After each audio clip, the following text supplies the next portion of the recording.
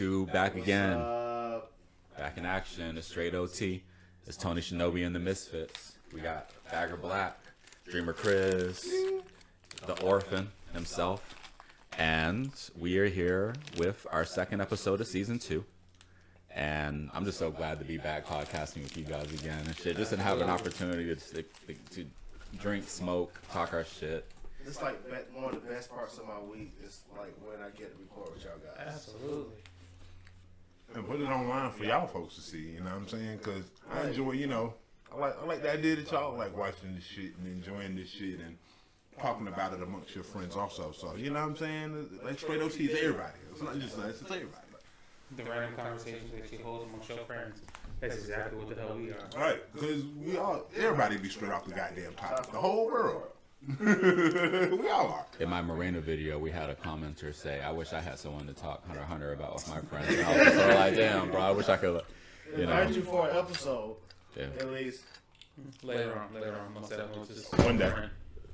How people jump in the chat would be actually a pretty good goal, but it would. Yeah. speaking of straight off the topic, what do we usually start with? What's the what you've been watching, reading, playing, etc. Carl? Same shit for me has been for like the last 3 episodes is Talker. This shit is getting wilder and wilder.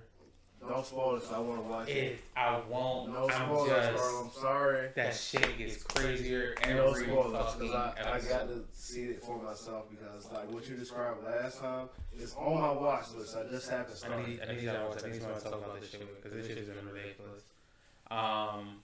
That's my anime watch. Of course, Lioness, which just ended. I'm sad as fuck for that ending. Was amazing. Which none of y'all will also freaking watch. Damn it. How many episodes is it? 8, 2 seasons, so 16 altogether. What is it? Special Ops Lioness, the Zoe Saldana show. We be telling y'all about. Oh, it's always held down. That show is absolutely. I really don't look If at it's human anything TV. like I don't Colombiana, feel like that. He said he don't do human It's- TV, live action. It's wilder than Colombiana. Ooh. So you I'm got. gonna say it What like about this. Queen? Is it like Queen of the South? That's the last like. I didn't see that. So you gotta remember, she is. So in Colombiana, she was essentially the operative, but she was governing herself. And Lioness, she is literally she's like a caseworker. Like as you see like throughout like most spy movies and shit. So she is the person in charge of the team. She gives the orders to be executed and taken care of. Whether that's, hey, I need you to just go watch over Shorty while she's gonna do what she's doing, or hey, we about to go in this thing and wreck everybody the fuck up because. And then look, first 5 minutes of season 1, Shorty calls in a drone strike on one of her own people because they just got ended up on like 40 That sounds brutal. terror. Well, I mean, That's mean. 40 terrorists completely surround her, already have her in their hands, and you have to try and infiltrate this base to maybe get to them before your act apart. I'd rather you just send them to jump strike and kill them than potentially get half my team killed. 5 people going in for one person against like 40 plus. Or And they're not there yet, they have to get there. Like I just left, you already got enemies that got hands on. Unarmed opponent against like 40 males, and this isn't like Iraq. Okay. Where they just found out that you're a fucking traitor because they found your brother's name tattooed next to a cross along your wrist, and they think you're an Iraqi female. And then they just found out that you are not. So you're literally about to be beat to death. Yeah, calling that drone strike kill me. Because I'd rather that quick painless death than to literally be beat to death. Yeah. Okay. And potentially be decapitated on air for that shit to be live streamed. I mean, you decapitated. Don't worry, you die immediately. Yeah, that's actually not fucking true. Nope, It's- you're it's- still conscious for like 30 seconds. Yeah, because it's like even with a guillotine, like nigga, that shit was not one clean cut. No, it was a clean cut, but the problem was It took like you 3-4 cuts. consciousness. Because you No, need air from your lungs to talk, right? So if you're not connected to your, he asked if you could still talk I was like, I think that because there's no air in your lungs to like power your voice, you Well, kind of just. no, if I'm not mistaken, it was a thing. A guillotine couldn't cut through your skull. Yeah, that motherfucker, We're off topic. We are. Hold on. The guillotine will chop their heads off unfailingly. Like, it's because of how it's Very designed. efficient, The yeah. sharp edge and the fact that it's like slanted like that means that when it comes down, it cuts through the indentations in your spinal cord. So it like, it chops their heads off cleanly. But your brain takes like a whole minute after your head is, you know what I'm saying, to stop working. Can you imagine, like, because you know how, like, pain is pain, or when you get separated from your body, is it just sort of like, hey, I can't feel my everything, you know? You know, this makes so much more sense when you would see people get decapitated and like movies and shit. How you would actually see from their perspective, the head goes rolling, and you would actually see everything around. Like, don't judge me for my reference. Twilight. Firing. In one of the last scenes in Twilight, when you realize he was actually hallucinating and seeing the fucking future, when he literally watched himself get his head decapitated, then his body burned, while the people who just killed him were actually getting scorned by his own people. Like, nigga just watched his own fucking death. Yeah, that's like, I wouldn't want to do that to myself. Like, could you imagine, like, you go to the afterlife and that's the last thing you fucking remember? Watching my body fall with my head not attached to it? That'd be fucking terrifying. Probably just seems like the world's tumbling Okay. until you stop, and then you're just staring at whatever direction. And you know the human head's about the size of a bowling ball, so you know that's a nice little thud there. That's something I needed to know. That's something I needed to know. I learned it from Hunter x Hunter when Hazaka was fighting Chrollo. He was using humans' heads as bludgeoning tools. He figured it was about the size of a bowling ball, so if I hit him with this, it might knock him out. Hey, he's an asshole. He turned the audiences into human bombs. That shit was so. That's Chrollo. Yeah, Corolla was. he an sacrificed asshole the whole crowd. just to kill. Like when the fight was done, he was buried under a bunch of fucking bodies. That shit was so. People started getting the fuck out of there too. Yeah, like, I would too. He was like hiding amongst the crowd and shit. But Okay. What you playing? I finally finished Ghost. Took me forever. I finally finished that shit. Yeah, I finally finished that like last week. when's the last time you finished a video game? GTA 5. That was a long time ago. It really was. It It really was. It's been a very, very long time since I actually sat down and actually finished a video game. But I like to detour and side quests. There's always so much extra shit to do in a video game. GTA 5 was just so goddamn short. I was like, damn, I beat the shit. Yeah. I think I beat it like 2.5 times. Then my cousin, the little bastard, when he was younger, came over to my house when I was at work and finished my game for me. I was trying to watch all 3 endings. I was mad as hell.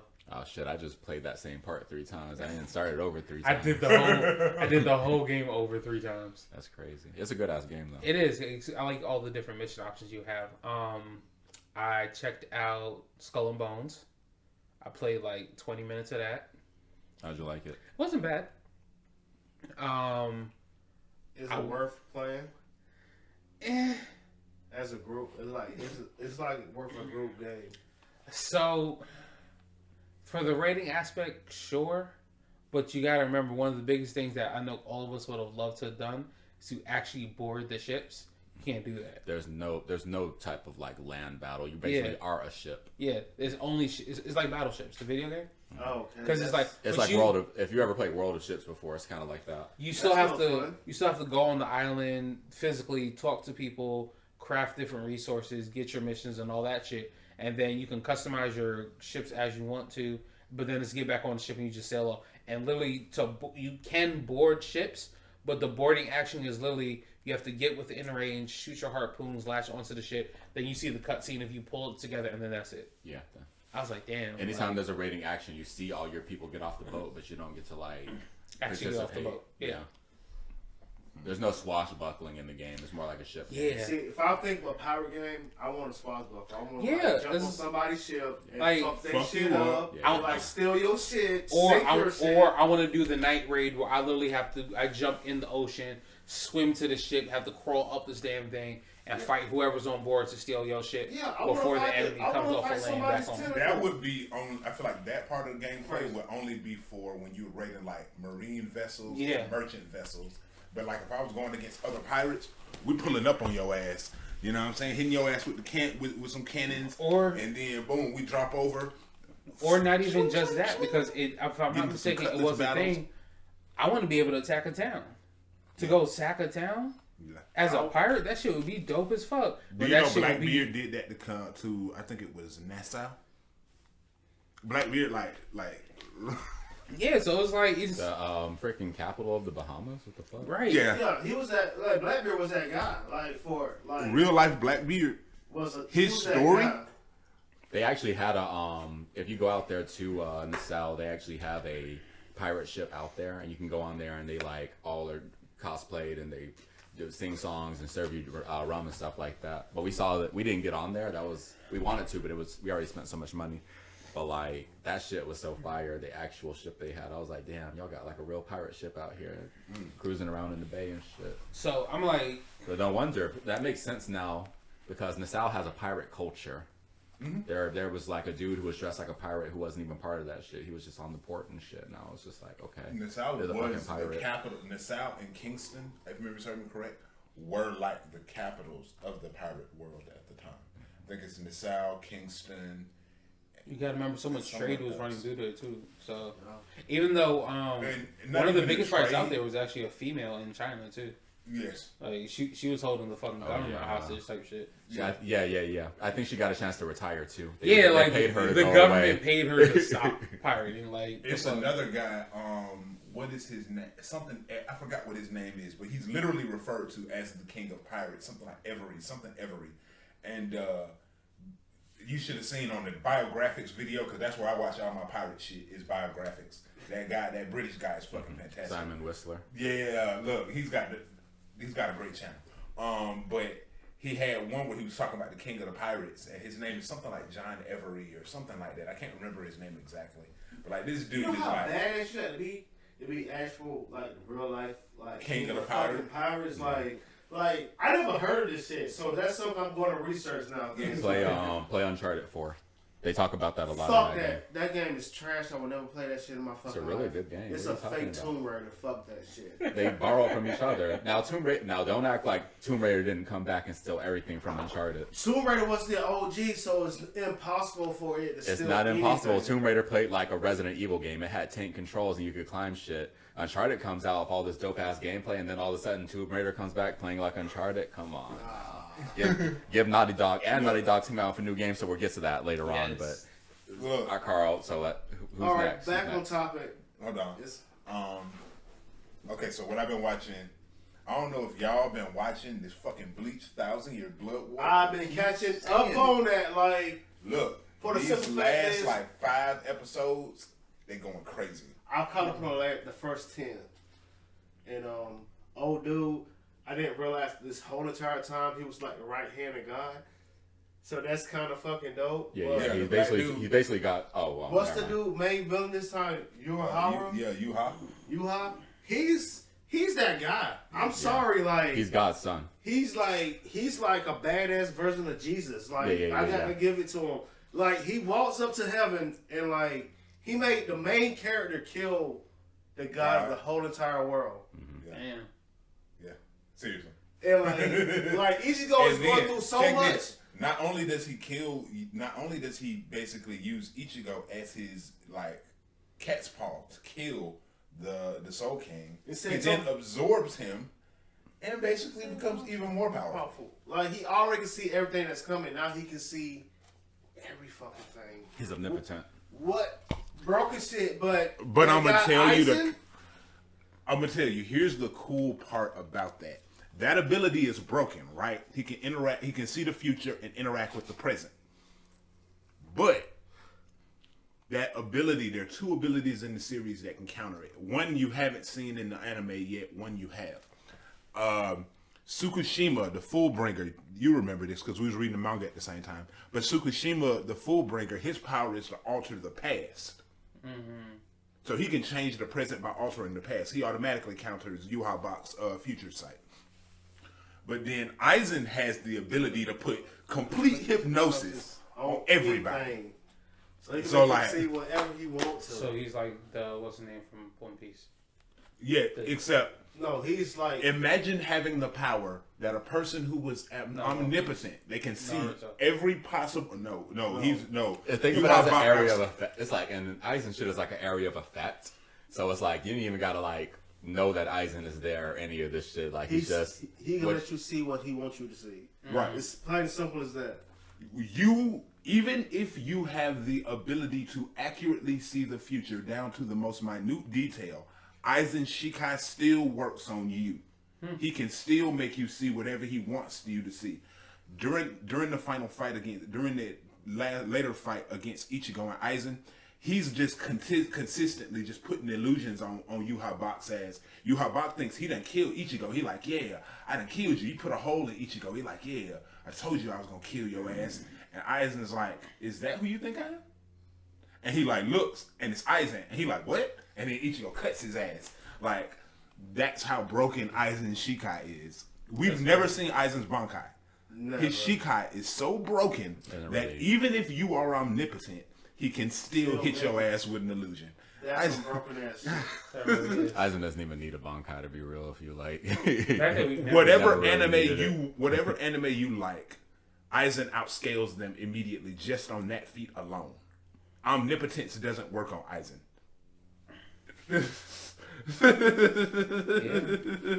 He automatically outscales. You couldn't use the Death Note on him because you don't know the motherfucker's last name. Right, and then Aizen could probably hit fucking Light's ass with his Sosei Shikai. Aizen is his he's such a badass. He was like, look, just burn the whole tower down. Look, he's such a badass. The Death Note wouldn't work on him because by the time fucking Light sees him on TV or sees him, he done already got hit with the Shikai. We'll talk more about Death Note later because we got quotes coming up. But so 1,000 Year Blood. That's what I'm watching, and then of course I've been playing fucking Marvel Rivals. Don't get me started. And then I downloaded 40K Dark Tide last night, and that shit's fantastic. Don't even say nothing. I played a little bit more this morning. I ran to the training simulation and stuff, and I didn't start the first mission, but I'm to the point now where I can team up with people. When I started, you were on the Inquisitor's ship, and after you do a certain amount of like tutorials, you'll just see people walking around, and I'm just sort of like, you see their levels on them, like an MMOR, and I'm just sort of like, shit, it's that time. I was like, it's time to just like quick play. You want to match up with people? I was like, I'm just gonna wait for Chris because I already saw you were on Rivals, so I didn't want to. I was just like, fuck it, let's go play Rivals. But I was like, I don't want to play this without out for for a whole 2 hours. I think we went on like a 4 or 5 game win streak. We was fucking shit up. Like Tony's like the perfect teammate. I don't care if he's a tank or a healer. If he get his Captain America, like we fucking shit up. But if he get his healer, I know I can stay alive for a very long time. Oh yeah, they have to actively separate us in order to kill Justin or kill me. Because if it's Mantis and Thor, it's bad. It's really bad. It's really fucking bad. When we teamed up, what was that, Thursday night, and like I think you were playing Mantis, somebody on our team was Adam Warlock, and I was Star-Lord. I was fucking invincible. I said, Jesus Christ. I'm just out here getting revives, like every time reviving you me. ready to kill somebody, Chris was there to finish them off. I had like 14 assists that fucking game because of Chris. And I had like 12, 14 kills, like final hits. Like I'm talking about just popping folks with. I had a 10 kills, 10 KO streak. It's like a great team building. It's like a great team building. Like. These guys are amazing, but sometimes it can be hard to kill them because they can be very fast at times. This motherfucker's got like a jetpack or something like that. Yeah, I play Star Wars. And he'll be surrounded by enemies at times. We were playing today, and we were playing domination where everyone's on a point. It's like our team was separated, and there was like 5 people on the point, and it was just me and Justin. And I was like, all right, Justin, we're going to approach from this angle. This motherfucker just said, Leroy Jenkins, and just like Thor ulted on them and just started 5-on-1ing them. So I ran in there and I started healing and shielding, and I'm just sort of like, I cannot believe you jumped in the pool, bro. All clothes on. It fucking worked. It fucking worked. It's not, and we didn't die. He just proceeded to 5-on-1 them, and then eventually our allies started showing up. And I started ding ding. Yeah. Ding. I had a 5-kill win straight. Like every time I swung my hammer, somebody died. You really fought 5 people. That shit was insane. Like, Punisher is an asshole, but from just us playing Ghost Legends, I already know because I was the fucking nigga that revived y'all half the fucking time. Now, at the same time, also died in like the dumbest fucking ways possible.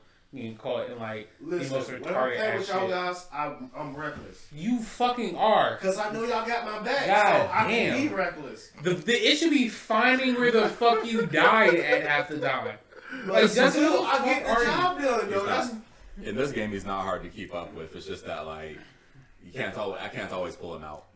And then Yeah. like you have, depending on your character, like certain things can happen. So you can get him out of there depending on who you're playing. If you want to revive people, you might want to actually think about playing Adam Warlock, because Adam Warlock can actually revive people. He puts or them in Hella. a cocoon state, but that's only for Thor and Loki though. Yeah. I think We got a long range damage because you know that's been my shit. Yes. that is. Star-Lord. Thor. I I have a god. think I that's have a just with lightning Guardians. god mode. Yeah, I don't know if Square. Hela could bring him back though. Hela Nah, can I know. When I'm with Adam Warlock be bringing my ass. oh yeah, that's yeah for But sure. He's like a Guardian of the Galaxy But- anyway, so it's like a team up thing. But that's just his. Not also Adam has a regular revive too. But it was one You can match we cocoon had. anybody. It was me, Tony, and it was Storm, Captain America, and Thor. That shit's entirely broken. Because I'm powering up him, Storm's yeah. powering up me, and I'm powering up Storm. So Yeah, her yeah, that yeah. special, I did my special right after. So she's like on somebody. So when I start my shit up, when he floats, he hitting you the whole entire time. So when he bear down, he hit you with a real strong attack. So it's a team white. Most of the time, the enemy will scatter if they see him jump. If Yeah, he I- disappears, the enemy will start scattering. Also, I'm gonna tell y'all this before I hand it over. So I done got to a point in Monster Hunter. You know, I ended up downloading the little DLC. sunrise thing, Yeah. sunbreak thing. So I got to a point in Monster Hunter where like I done fought this big ass god dragon that make hurricanes called a Matsu, and like he terrifying. He's absolutely terrifying. I got my ass whipped 3 times. And then like I got another thing. You know how it's like HR and MR. Like I got something called AR now, and like I'm AR1. What the fuck is that? I never seen that shit before. I never heard You of got it. to beat the game. Once you beat the game, once you beat the DLC, they give you like a whole nother thing, and it's That's like you insane. AR. It's We wild can't even see shit. that without DLC. It's wild shit. I said, oh, that's interesting. That's interesting. So like they got me fighting all kinds of crazy shit now. All kinds. I'm at of exactly 100 hours in Monster Hunter right now. I had to start playing it more. I was just kind of waiting for Wilds at this point. Yeah. That's the only reason why I'm still playing it. Is because I really want to play Wilds, and like I If know you like- Wilds don't come out I till gotta find February. somebody dedicated to I it. thought about like- getting Wild Hearts, but You should try fucking Iceborne. don't tell me that because I heard Iceborne is better, and I want to goddamn. It's way better than Rise, to be honest. I'll see. I'm gonna put 100 hours into that shit. I'm gonna put I over have 100 it hours. downloaded. I have it downloaded too, but it's on this. I got 185 hours in Rise right now. Like, so I know Iceborne, I'm gonna put 200 hours in I easily. got like maybe 20. Man, I surpassed that shit over a month ago. Shit, I got 100 hours. I got 185 in Rise. I got 175 in Remnant 2. Like, I think I probably already got like 10 in Marvel I Rivals. need the Like, fucking summoner class. we gonna spend the block. Let me know. Yeah, Fucking say- just send me say an the invite. word. Send me an I invite look- and we'll get back to Like work. when I turn my PS4 on, before I even start a game, I look and see what everybody is playing. Yeah, If I do that too. I'm the I be same. trying to see what you playing, but I can't see what the fuck you playing no more. I'm like, what the fuck is Justin playing? I can't see what you playing. Only thing Are I you see is I can see what Chris, I can see what Tony and Carlos playing. I can never see what you playing for real. Look, half the change time that. I I gotta see look. you. Like, your so console like, just I didn't know be you on. was you in see what I'm- Rivals until like I can the see what all second y'all are match. playing. Yeah, I can see what all y'all are playing. Oh, Yeah, I typically can. Well, listen, half the time I see Justin's on, it doesn't show him playing anything. Like if I'm not playing anything, I'm used to getting. I Yeah. can tell. I'm Yeah. used to busy. I figured he's like on Spotify or something. Right, Yeah. right. Because you gotta have that R&B playlist going. No, it's been Yeah, but we are recording. Don't say anything. I mean, you can say whatever you want to, but don't. Tell me edit this You know, out. if you got people watching this and shit, just keep that in mind. Hey YouTube. Hey, mom. Hey, mom. Hey mom. Hey, mom. Oh my god. Family. So, Okay, it's my turn. Yes. bro. All right. It's not what I've been up to, it's where I've been. Y'all already know I've been in Savannah. Beautiful fucking place. Thank you for Succession Taffy Beach. Tappy Island, yes. Taffy Island, whatever it's called. Yeah, It was, Taffy. it was cold as fuck out there. I'm glad I had my pea coat. Go into that motherfucker in the summertime. This little restaurant out there. The guy used to be a lawyer in New Orleans, but he moved here. And he make his own. He go out and fish for his fish every morning. Oh, that's. And like he do his thing. Oh man, when I tell you that's the best fish I ever had. I was there for 3 days. First day we went to the beach. We went to like little I guess it's like the Bay Area, whatever. It's like a bunch of restaurants. I went to a little shop. I got this awesome T-shirt, by the way. I didn't check it out. It's Deadpool. Loved it. Like, great fucking time, take some great pictures. Like, the atmosphere was beautiful. Everybody was, like, so fucking nice. The food was good. Took a ghost tour. Oh yeah, that sounds like fun. That was fucking fun. I forgot that Savannah's like one of the capitals of haunted houses. Yeah. That New Orleans. Great fucking time. But the best part was, like, when I got to get on the boat with the dolphins. Dolphin seeing tour. Yeah, like, I took pictures and videos. I saw the dolphins just spit up water and shit. It was out the water. It was fishing behind it was out like getting food behind the fishing boat and shit. So it was real interesting. So I got some great shots. It was beautiful. I got to see. I was out in open water. I never been on a boat, so it was fucking great. That's actually fun. Yeah. And afterwards, they gave us another tour on the boat, which was a great time. So that, like, I really had a good time that weekend. I've been playing Marvel Rivals. I really suggest you got like I got a group of friends that's in the comic books or anime or whatever. Y'all just want a team building game. I suggest Marvel Rivals. Play it if you played Overwatch and you just haven't done it yet, because it's like if you liked Overwatch, you'll like this because it's a breath of fresh air. It's a great community. Like, it's not toxic like gameplay. Everybody gets along. Except for Jeff the Land Shark, he's Yeah, toxic. fuck motherfucker. Jeff. Fuck the land shark. Fuck Unless that he guy. on your team. Unless he on my team, like he's a wonderful teammate. I heard on Reddit somebody on their team didn't get the character they wanted, so they picked Jeff and kept swallowing his own team and dropping him off the ledge. That's an asshole move. Yeah, it is. But besides that, I've been watching Afroom, the world's weakest to the world's strongest in the commonplace. I swear, how you say shit? I can't do that shit. Fuck it, but I'm sorry. Fuck, and he was talking about just now. it's on its 3rd season. Yes. It's really good. Yes. Deeper into the story. He's developing as a character. He's psychotic as shit. Yeah, he's still psychotic as shit, but it's like one of these guys like I like him. So, Absolutely. So that's what I've been up to, fellas. So next. Oh, okay. Let me see. Well, so I really haven't had a chance to watch anything. So I watched an episode of Dandadan, but I skipped a lot because Yana had moved forward and I just watched it. But it's a very funny show, I'll say that so much. So I'm looking forward to going back and filling in the gap between where I left off at and where she was at, because I'm missing a lot of context now that I've seen this latest episode. That's the ghost. Like, yeah, aliens and ghosts and all sorts of weird stuff. It's very entertaining. It reminds me of Mob Psycho. I think it's like one girl. I think the girl believes in UFOs, but the boy doesn't. No, and the boy believes in, in. he's the a- boy believes in UFOs Oh, yeah. and the girl believes in ghosts. Right. The grandma's really hot. She look like she's in her 30s. But she 80. And she thinks everything is like Kappas. Yeah. Like, yeah, they have their different belief. Yeah. So, like, they kind of explain it in their own ways. I need to finish it. Kappas as in the yokai? Yep. Yes. Yep. Oh shit! The new season of Castlevania is coming out. Yeah, with Nocturne's coming out. Yeah. And it looks so good. That Avatar's trailer- gonna be more into the anime. That trailer looked It's fantastic. gonna be great. Can't fucking wait. There's so much shit is coming out soon that I don't have time.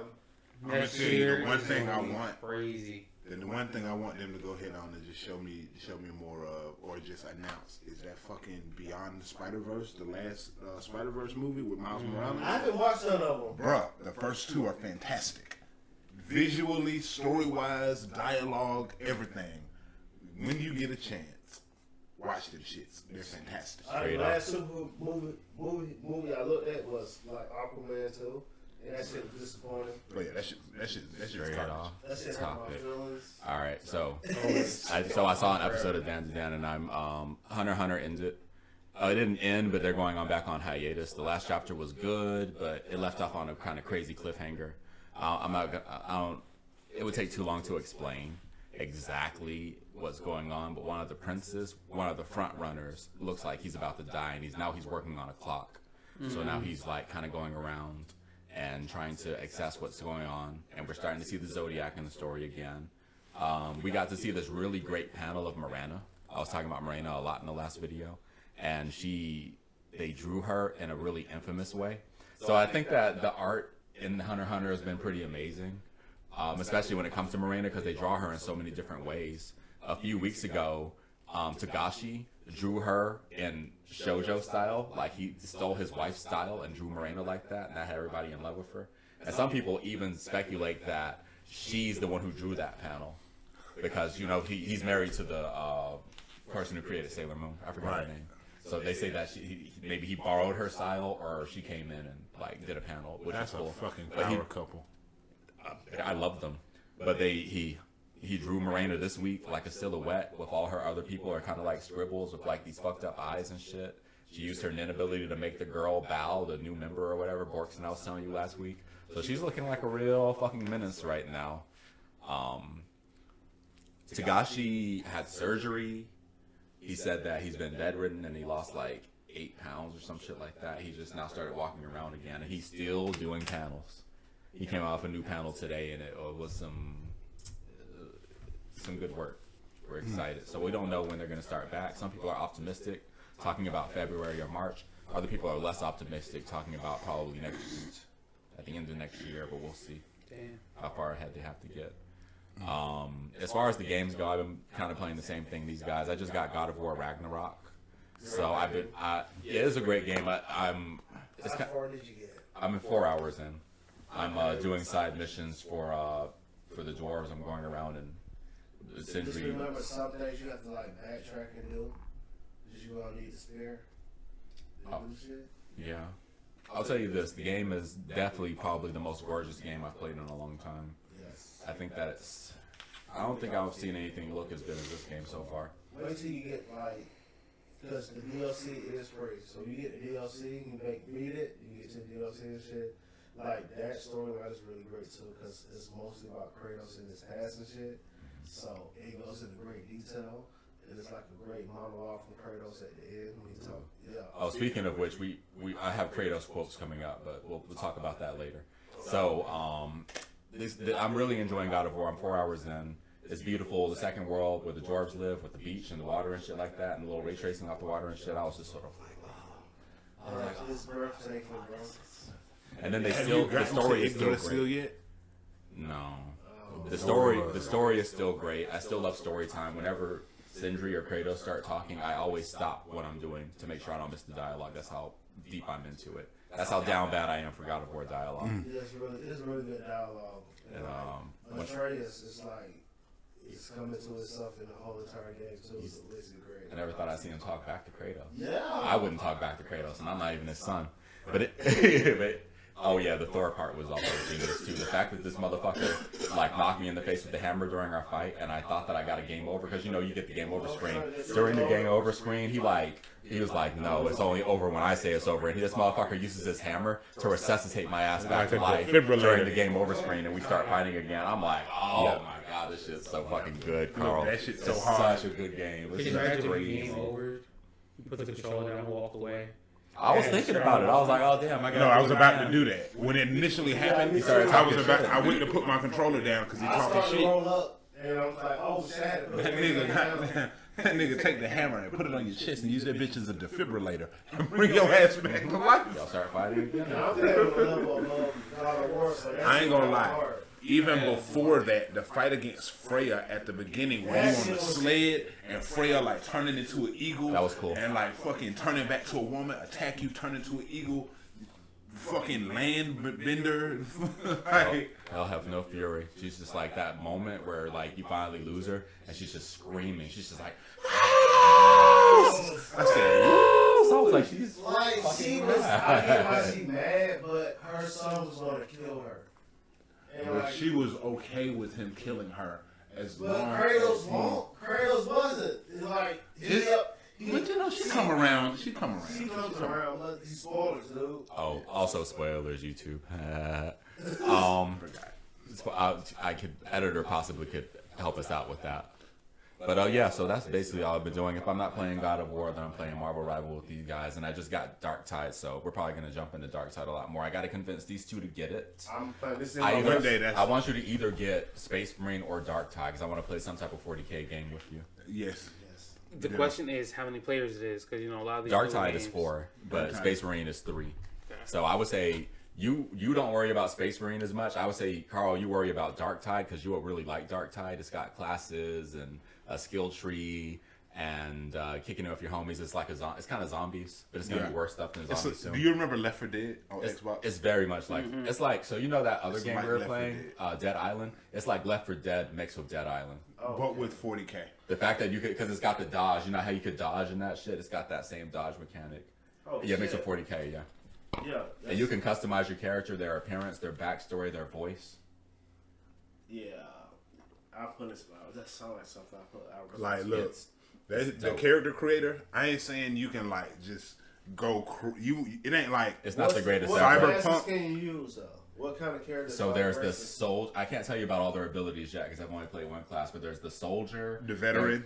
yeah, the veteran, the psyker, the zealot. Yeah. That's my class. And then there's the Ogren. The Ogren's like, They're big ass ab humans. They're like bigger yeah, than they got a orcs. big ass goddamn. He got like what looked like a grenade gun in his hand. The Psyker is self-explanatory. I think the Zealot has a sword, doesn't he? So the zealot, like, zealot's abilities involve getting really angry and running at people. The ability I have right now is like a buff, and while I'm in that buff state, I run faster, and if I hit you with a dashing attack, it does automatic critical. Oh shit! That's broken. Yeah, it seems like a very aggressive class, is what it is, and out of the voices that were there, I picked the most insane one I could find. She was like hollering and shit, like, I was just like, oh shit, this is my bitch. But yeah, that's life. So damn, I'm so glad to hear what you guys have been up to, reading, watching. We made it through in just over half an hour, so we can move on kind of to the news portion and shit like that. Like, you guys got any news before I go over some of the stories I captured? CEO killing. Oh, you want to start with the CEO killing? What? Actually, I Did haven't heard y'all hear that people from the public have been like paying this guy's legal bills? You know about Like the people CEO don't killer? fuck with that CEO.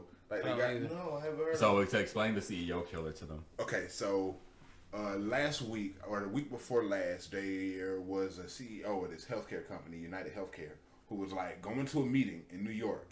All of a sudden, this dude just step up on him from off the street, and then just shoot him in the back, and he dies in broad daylight, on camera. Well, not broad daylight because it was like 6 o'clock in the morning, but on camera, in the street, in Wall Street. I'm pretty sure he Everyone did see- reload and fire again. Yep. that. And then he got on a fucking scooter and then just scooted his ass out of New York. Here's the funny part. He had got there from a Greyhound that he took from Atlanta to goddamn New York. Wow. So on the Georgia subreddit, everybody from Georgia is talking major shit. Hilarious jokes. Like, hey, bruh, I don't know that dude. If I know that dude, I don't know that dude. So earlier this week, a couple days ago, they finally found him. And he was inside of a McDonald's in Pennsylvania. And somebody snitched on him. Whoever that person was that snitched on him, they life is hell. Yeah. You know they getting shitted on. That McDonald's itself got review bombed into the dirt afterwards. Damn, for real? Yeah. So what did the CEO do? So he basically has this system that's an AI and it denies claims automatically. Wow. They have kind of like this policy of like delay, deny, dispose, and they're basically taking So that people's they don't money and have not to- giving them any Kind of yeah. So basically, if you have health issues, their company is kind of saying, fuck you, fuck you. So We that gotta make nobody, this money though. nobody feels bad for the CEO, and everybody's on the CEO killer side. Even Perfect. I don't Sound watch. like it's- I don't watch certain channels where like I watch this guy who's like a psychologist, and even he's like can't really say that he's wrong. You know what I'm saying? Like even like rational, really rational people that are like, yeah, I mean, If I can go back to that Reddit thread for a second on the Georgia Reddit, because we were so proud of him in that thread. They were talking about build a statue of him in Centennial, Oh my God. and somebody else said, I knew that he was from Georgia when I saw that shot. Someone else said, left him laying in the streets like wing bones. I was just sort of like, oh, that's stupid. Someone commented underneath that, lemon pepper dead. Wow. Oh my god. Shit. That thread was hilarious. Look. I'll try to post some of the replies on That's the video. And shit. That insane. shit was- Look, that shit was actually But why? hilarious. Like, so Cause sometimes His name here's- is Luigi. he just did it Man. for everybody. No, so was but- it And him Because- for himself too, because he also apparently was a one of person the members of his family had been having health issues and was dealing with being denied by healthcare companies, and so would send them over the edge. You ever seen the movie Fight Club? Yeah. It's kind of like some Fight Club shit. Like, you know, like, fuck. You guys been fucking us over for this long and taking our money, so at some point in time, people gonna stop asking and they're gonna start shooting you. You know, I don't want people to die. I hate the idea that people get killed, but at the same time, if you think that, hey, people are gonna allow you to kind of step on them forever and they ain't never gonna question it, well, guess what? You're wrong. The whole point of us actually paying for fucking insurance is to get the help we need when we need it. But if they're trying to protect their bottom line, Yeah. then they're gonna render less service because rendering the service to you hurts their bottom line. They're gonna come out of pocket for Because that. at that point, it really and truly becomes a scam. Yes. Yes. And I seen something today talking about, hey, at the end of the year, do I get like some of that money back from car insurance that I pay? If nothing happened, you know how fucking I would gladly pay car insurance if I got since you got a rebate at the end of the year.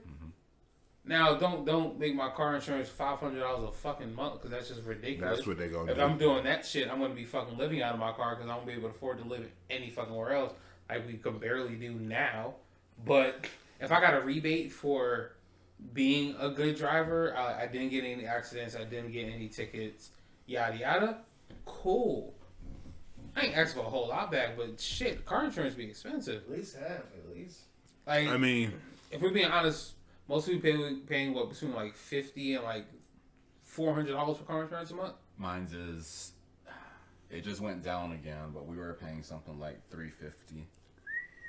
I think $270. ours is more towards the 200 range now. I think it's like 280 something or whatever. I think mine right now was like $270, and that's just for me. But like most people's car insurance is above $300. It'd be like towards $400 a lot of times, depending on. And that's for full coverage. Yeah. If you get like a liability, like it'll be cheaper, but at the same time, then you're not really covered. They just cover the other car. Yeah. So I was like, and let's keep it real. We stay in Atlanta. Exactly. We going down through the city all the fucking time. Niggas cannot fucking drive. But that's why our insurance is so high. Like we pay like way above the median Yeah. average for car insurance in Atlanta, just because we crash all the time. It's just ridiculous. That's like Shit. the insurance people in Atlanta are like the insurance people from Trigun. Man. and even Just that in disaster itself, everywhere. even that in itself is kind of a scam.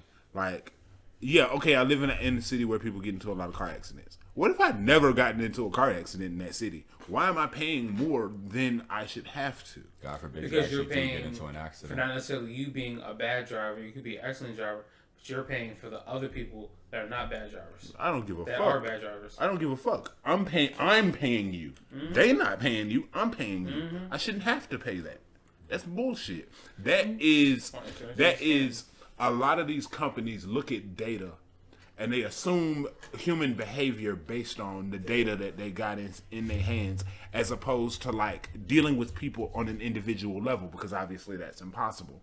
And so they put these stereotypes out there, and they try to use those stereotypes as a justification for why they charge the money that they do to do the services that they do. That's bullshit.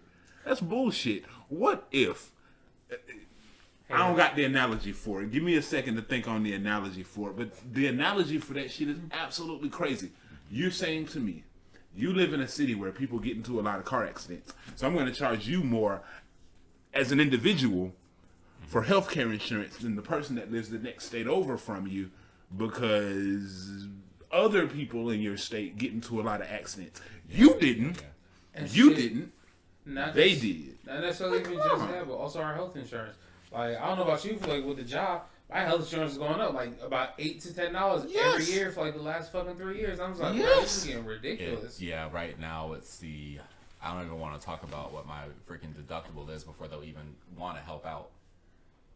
And see, I'm with Kaiser. I'm just like, this isn't even the most fucking expensive insurance I could get. I'm gonna keep it honest with you.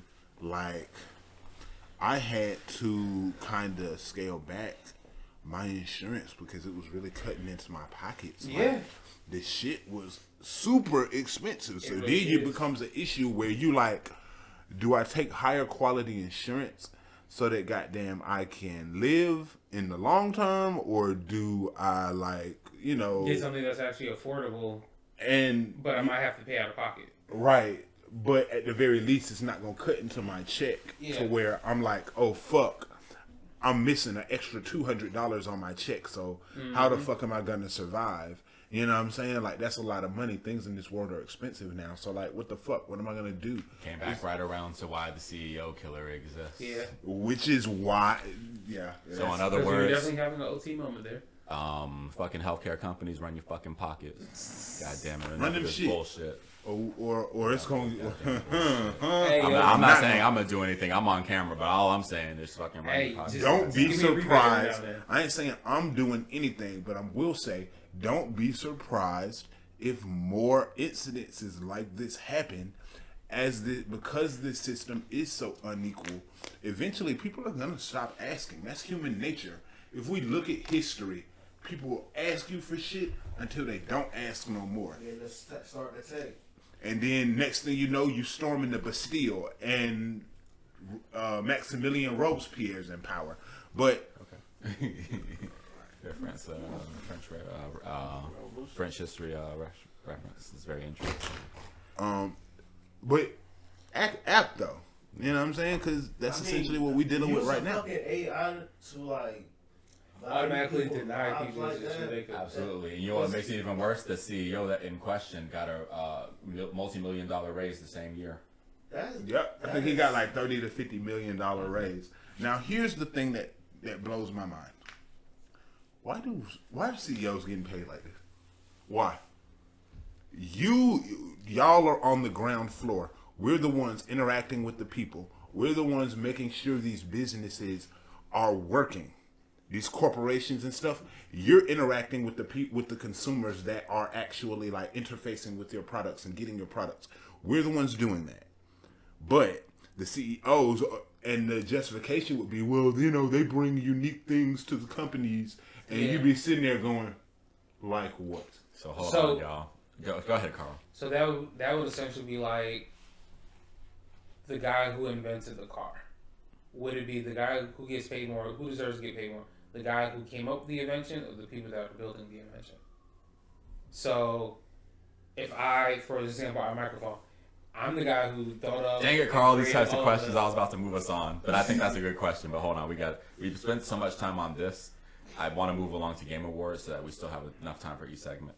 But I knew you were gonna ask some fucking complicated ass question, fucking thinking ass. Carl, So let's talk about let's move along to the Gaming Awards. Did you guys see any you trailers? gonna have that conversation. Let's talk about trailers. What are you guys most excited for out of the Game Can Awards? I point out the fact that if you go back on Straight OT season 1, maybe about 6 months ago, we had an episode where we talked about the video games we want to come back. Actually, that was earlier this year. And a few.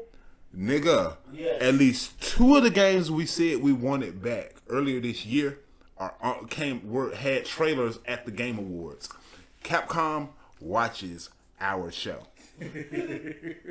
Unsponsored. So I want to say, Capcom, since y'all are watching, can y'all do us a favor and maybe let us get some beta access? You know what I'm saying? Some early access. You know what I'm Let's get saying? the like, data closed. We won't do anything stupid. We're not. I ain't gonna tell nobody that y'all let me play Onimusha. I ain't gonna tell nobody y'all let me play Onimusha. But I noticed though, y'all announced Okami 2, and I noticed y'all announced Onimusha, and I've been waiting a long fucking time for Onimusha. A long fucking time. Shirt just for this specific video.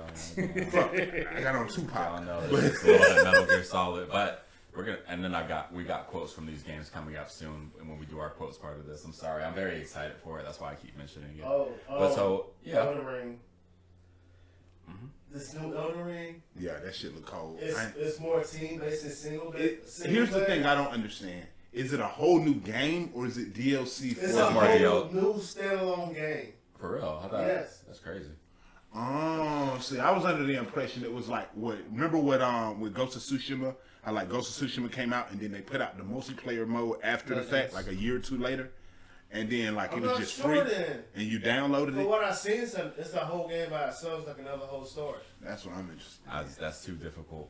But that being said, I'm excited to play it. Maybe we can do another couch coach on that shit because our last couch coach didn't. I mean, do we too bad. played Remnant 2. It's no worse than Remnant 2. I don't know about Besides, that. you I ain't got have no guns. goddamn gun, bro. That helps a lot. Yeah. But But that you have magic in that game, but Even though I nobody do wants to like play running the easy up with class. shit with my big ass sword and just chopping shit the fuck to pieces. With teammates. oh yeah, on Remnant. Someone to heal me while I'm in a boss Facts. fight. Facts. That's all I want. Facts. So But- we're talking about you were talking about Dave the Diver last time. You were into that game. What do you think about the Jungle DLC they showed? You didn't see it. Oh my god! Did you see them Game Awards trailers with you? I didn't. I only saw one, and that was the one I shared with y'all. Intergalactic. We Yeah. reacted to it. Hold on, y'all. Hold on. It'd be great if I could play it where everybody could see it. If I'm putting down, I'm getting the shit. I'll have to play this So, like on the side. Type shit. So you should have streamed it to the TV. Yeah. Look at his excitement. Look at his excitement. He like, What's up with that dope ass music? What the fuck? Right. This is such a good game, though, fellas. I'm saying. What's the game? Dave the Diver. I wanted to show up the DLC. Sorry, I look at ropes. nah, I was sitting there, I was like, I'm a goddamn. Oh no! I wanted to keep going. I really should roll one. Nah, I did. I did. Oh, shit. Your lights. Oh, fuck, Carl. You fine. That's it. I think that'd be the Oh my case. god. Yeah. So So I need to go ahead and beat the first one then, huh? yeah. Oh, Yeah, I need to start playing it. So Slay the Spire 2, we saw gameplay. There's gonna be more classes, like 4 classes, bro. Okay. It's looking better than ever. I'm gonna put 1,000 hours into Slay the Spire 2. It's Intergalactic. I forgot the The name Witcher of it. 4, y'all know Ciri's about to be the main character. Yeah, I see The that. Witcher 4 looks fuck. Can I just comment on those fucking graphics in that cinematic trailer? Yeah. Bruh, it said at the beginning of the trailer running on an unannounced RTX whatever, and if you know about like GPUs and CPUs, like RTX kind of been going crazy lately. Bruh, whatever that shit is that they were running that shit on, Jesus Christ, that's some PS6 shit. Alright, Jesus Christ. Nigga, keep it real, Carl. The PS5 came out in 2020. Yeah. That's what I'm saying. I know it's been a minute. Yeah, that's true. But let's keep it real. Also, the PS4 came out, at least a decade before that? No, Decade plus. the PS4 came out in 2012. Either 2012 or 2014. It definitely was a 14. Had to be 12. I feel like it's older than that. Because the PS3 ran from 06 to like 2012, I want to say. I had my PS4 and like, dude, it was kind of a long. My first one, that shit was kind of a long time ago. At this point, I've had 2 PS4s. That's how old it is. Anytime you've had more than one of a 13. console, that shit's old. You 2013. just put that shit on the table, bro. Yeah. Someone needs to roll one, to be honest. I am out. I got. Here, I'll give you the gar. It was announced in February 13, launched in November 13. Carl, like Okay. behind you. So that It's on the means- fireplace now. Can you pass me Oh, that weed? shit. So that It's, means- Pray. It's a game coming out like Forbidden West and shit, but it's 4 Lower. players. Yeah, you're right there. Shit, there you go. Oh no! Did Gotcha. you We see fell that out. No, it game? didn't. You're good. Did you see that game Split Fiction? Yes. So Where it's like the girl, where it's like the 2 girls are both writers, but one writes fantasy and one writes future sci-fi stories. And so they live in the future where you go to these people and they make the worlds you dream up real with like VR. And like so the 2 girls both get pulled into like this VR recreation of both their worlds. So half the game is sci-fi shit and half the game is fantasy shit, and you play it as both of them together. And there are a number of puzzles you gotta solve. I say, oh, that game's already paid for. Like that's right up my alley. Like I'm just weird enough to love a game like that. So like I'm looking at that. Like please be on PS5. Please be. Like, at this point in time, I think anything that interests me. Look, Yeah. I don't have a specific game type I would play. Right. Naughty Dog's next game, Intergalactic. That's gonna be amazing. That shit. I like I'm it. not gonna lie. I didn't even know what the fuck I was looking at. I didn't realize this was like game trailers type shit. I seen this and I was like, yo, y'all have got to see this. I don't know what the fuck it is, but I want to play it. I don't even know the premise of the whole fucking game is like. Are you doing It this kind of about looked me? like Remnant. Not Remnant. It kind of looked like what's that game where the girl like the space one. yeah that Tone put me on. Oh, Returnal. It kind of looked like Return. Like That's a But it's good more game. like melee based. It looks like Yeah. that shit looks like some goddamn futuristic swordsman shit or whatever. yeah. I'm not gonna lie. When I first I seen it, I like thought the this was like idea a of Star a Wars game. holographic sword. I like You the seen idea. the Final Fantasy character they dropping on Tekken? Yes, Oh yeah, yes. Clive from 16. I'm Yeah. thinking, I got the money to buy 16, but Speaking I of don't which, wanna buy another Tekken game. actually won fighting game of the year. I think it deserves it because it has so many game modes and it looks so clean and the gameplay is pretty fire. Okay. I mean, on a professional I haven't level, thought about getting that shit. like- to be honest. oh yeah, I mean it's still good. Tekken's one of those fighting games where it's like whenever I go back to playing it, I'm always mad at myself for like not playing it more. But I mean, it deserved it. The game winners were definitely like a little bit strange this year. Not necessarily strange, but it What kinda else was in the speaks- category though? So, Dragon Ball, Sparking Blast, Street Fighter 6, Grand Blue Fantasy vs. Rising, and Marvel vs. Capcom collections. Oh, that's the one I would have voted for. Just A lot of people were surprised. That was the second runner. Yeah, A lot of people were just thinking that it was going to be collections. to be honest, But that just it's kind of just seemed like a Marvel 2 no-brainer. again. I mean, Grand Blue is really good too. 'Cause I've been playing the fuck out there. I mean, yes, Agreed. but Marvel 2 is literally one of the greatest fighting games in history. So, like, a remake of Marvel 2 is, like, literally, like, I this is think it shit. just speaks a lot for Tekken because Tekken just has so many game modes. The fact it's got a fire Oh, story, shit. Have it's you got the seen- arcade simulation where it's like another story mode where you become a pro Tekken player and shit and like compete against like the little CPUs. That shit's fire. The graphics are amazing. Gameplay is really solid. Like you can't be mad at that. But I actually did want to talk about some of the winners and stuff like that. Hold on a second. Now I'm multitasking. Yeah, what I was about to say. Am I drunk? Probably. Anyway. So basically, game of the year was Astrobot. Never heard of it. Best so it's like the PlayStation. You can download it now, but it's like a platformer game that basically shows you everything that the PlayStation controller can do. Wait, just one They say that it's really good. What's this light of a Millstream game? So that's like multiplayer. It's like copying Zero Dawn. Yeah. So basically, like you and your friends can go and hunt robot like machines, giant machines. Oh my god, I hate you. I hate ads on YouTube. The only thing I still pay for right now is YouTube Red. And the only reason I pay for YouTube Red is because I don't want to fucking get. Did you see that new game from the folks who made Shadow of Colossus? Oh yeah, that's another. What's that shit called? Robot something. It's another machine game. But yeah, the same people that made Ico. I got big expectations for that shit. Back again. Yeah, I'm likely gonna get I that. can't believe they made a Death Stranding too. He coming out with Death Stranding too. Yeah. That's right. Did you play the first one? Bits and pieces, and I watched some of the playthrough of it. The end is deep because the whole time dude is like trying to kill the people that killed his wife and daughter. When the dude you playing with is actually the fucking Whoa. his son the whole entire time. That looks good. That looks very good. Hold on. Jesus Christ, that looks really good. Yeah, it was multiplayer. It's like Monster Hunter and Beyond Horizon put together. So Like the- they had a One day, Carl, we're gonna open a video game company. So have you guys ever heard of this? Have you guys ever heard of this one game called Metaphor Fantasio? Yeah, I seen videos of it. It got the best narrative, so it makes me want to play it, and it got best art direction too. So it makes me really want to play that. It kind of looked like Genshin Impact a little. Can you? I want you guys to guess what got the best music and score award. Final Fantasy. 7 Rebirth, killing they ass. The best audio design though went to Hellblade 2.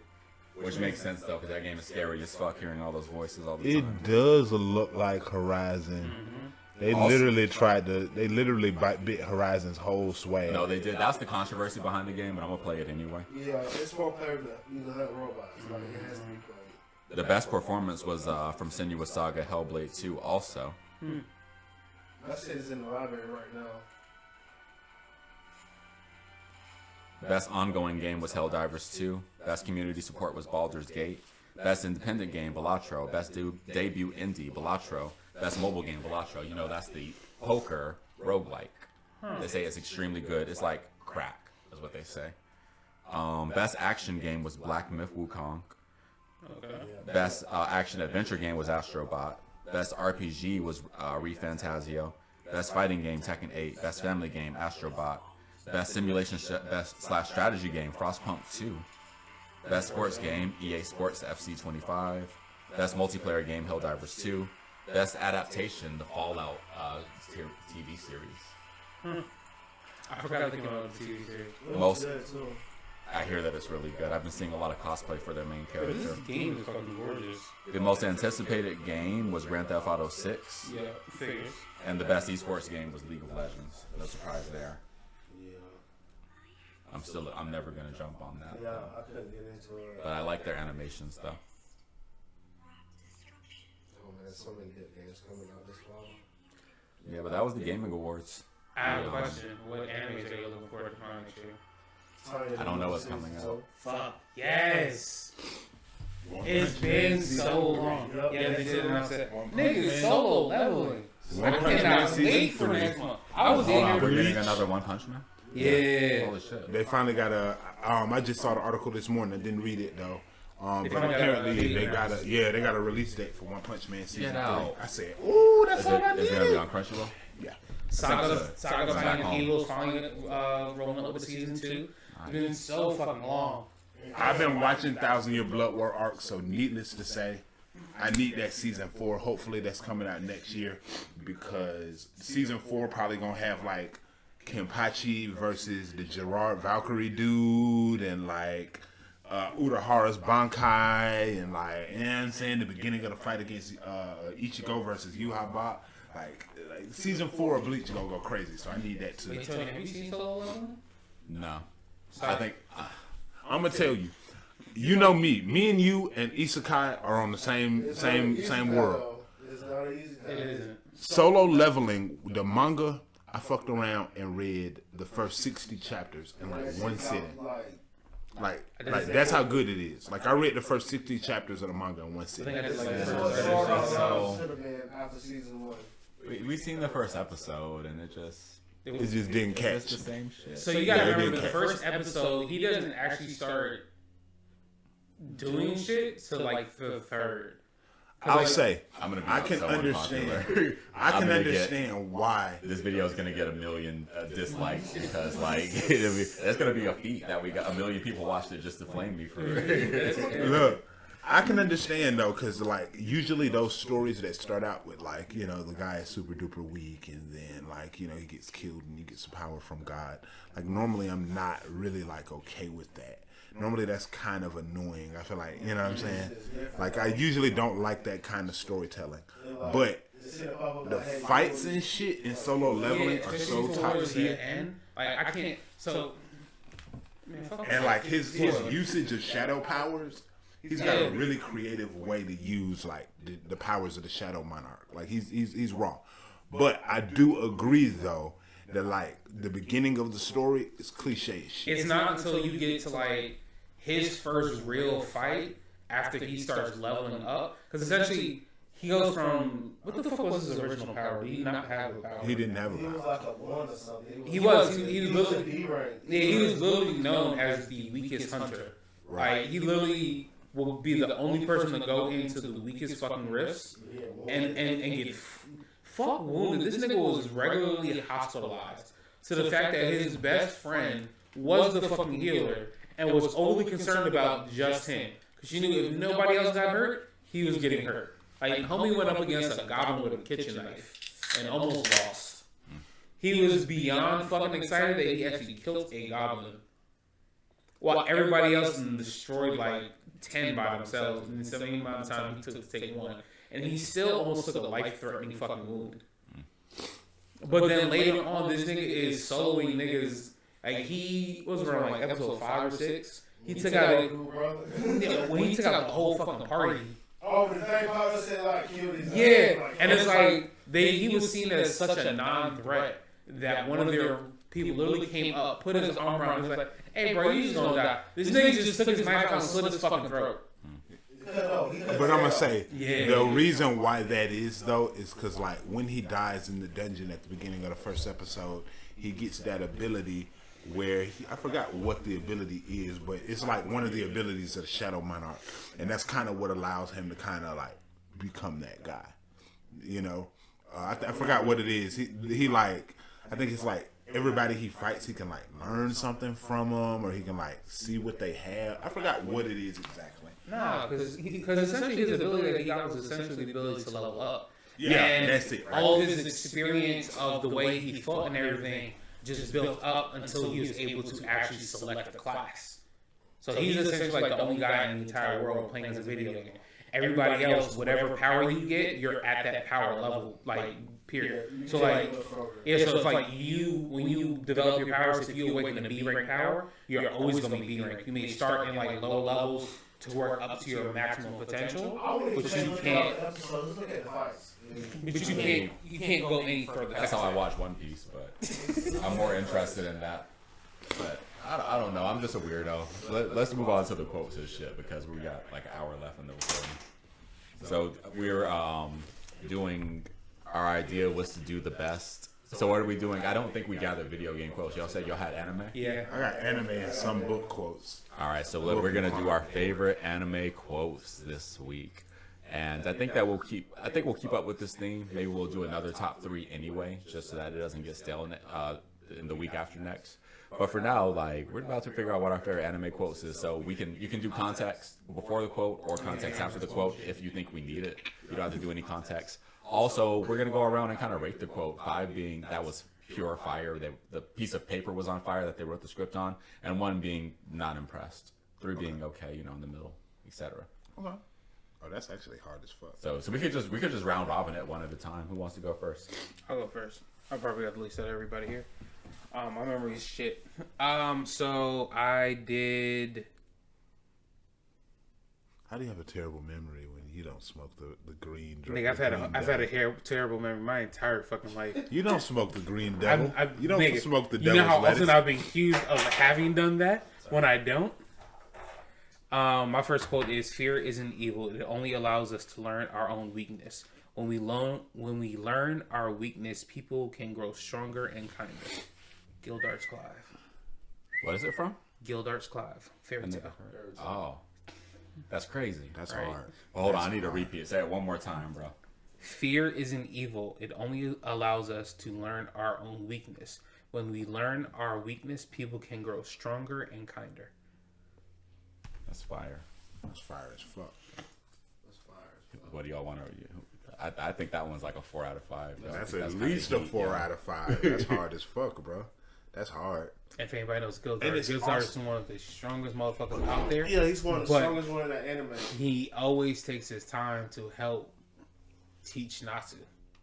Anybody else really, but he definitely because damn, they help fucking raise Natsu in the goddamn guild, and regularly fights this motherfucker and completely holds back because Gildarts is broken as hell. Yeah. What is Gildart's power? Destruction magic. Anything he touches, he breaks down. Yeah. That's why, remember, the very first time you see Gildarts, the entire city reshapes itself to give him a straight path from the entrance of the city to the fucking, the fairy tale base. I remember him being fucked up. Yeah. Because anything he touches, fucked up. remember, he touches something and it breaks down into cubes. Including people. Oh, that's fucked up. Including people. He was fighting somebody and he touched them. They created 1,000 fucking copies of themselves on this goddamn big. I think it was fighting Natsu or some shit like that. And they became 1,000 people. So essentially his magic is like deconstruction magic or some shit like that. Oh, that's wrong. Does he die? Like every mentor? I don't Every- think I don't so. think so. No. I don't think so. But you gotta remember, the first time you see Gildars, he's coming off a 100-year quest, which are damn near impossible to beat, and he didn't beat it. Everybody thought like, yo, he just rocked that shit. Gildars is so. Its S rank are like the elite. Gildars is probably like an SSS rank of the guild. Like Oh, the only person that might be able to fuck with him is the guild master. The guild master. Like Oh, that old man. yeah, Makarov. Yeah. He might be the only person that can actually fuck with him. Right. There's a reason why almost every single fight you see in the anime, Gildars is not a part of. And the only one you did see him actively take part of, He fucked it up. yeah, he was like, cause I'm pretty sure even the 10 Wizard Saints ain't really fucking with Gildars like that. What about Zaref? Yeah, of course. Zaref is fucked up. Yeah, Zaref is he's- different. He he's- can create like You gotta remember, he's older than the entire Fairy Tail guild. Like Yeah, he's like an immortal. And you gotta remember, the longer you've been alive, the more powerful your magic is. he can like create people. And Yeah, things, like- and he's You gotta remember, he created like the entire demon race from his like dreams or some shit like that, if I'm not mistaken. I'm pretty sure whatever Natsu is, Dragneel, whatever the fuck, I'm pretty sure he created that too, and that's overpowered in itself. END. END, yes. But yo, straight off the topic, Chris, you Of ready course. to go next? We're gonna go around the table and shit. OT moments. Go. Give us a Okay, quote. so mine is so my first one is it comes from One Piece. And just some context before I give y'all the quote. Kanjuro had betrayed the Red Scabbards, and so betrayed them and took Momonosuke and gave Momonosuke to Kaido, and they're about to kill him. They're about to kill Momonosuke, and Kanjuro goes back to the Red Scabbards to gloat about it. So Kiku steps forward to fight him, and she says to him, "The wounds this one's katana leaves do not vanish in the afterlife. Like snow that remains in the spring, they will continue to torment your soul for eternity." Ooh. That's a 5, guys. That is a fucking 5. One more time, shit. Run it One back more one time, run time. that Yo. shit back. She says, Look at the camera. "The wounds this one's katana leaves do not vanish in the afterlife. Like snow that remains in the spring, they will continue to torment your soul for eternity." That's fire. That's That's a 5. When I read it, I remember being like, excuse me? That's one of the coldest dialogue lines I think I ever heard in the anime. I was like, the wounds I leave on you, when you die, they still hurt. When you go into heaven, the wounds still hurt your ass.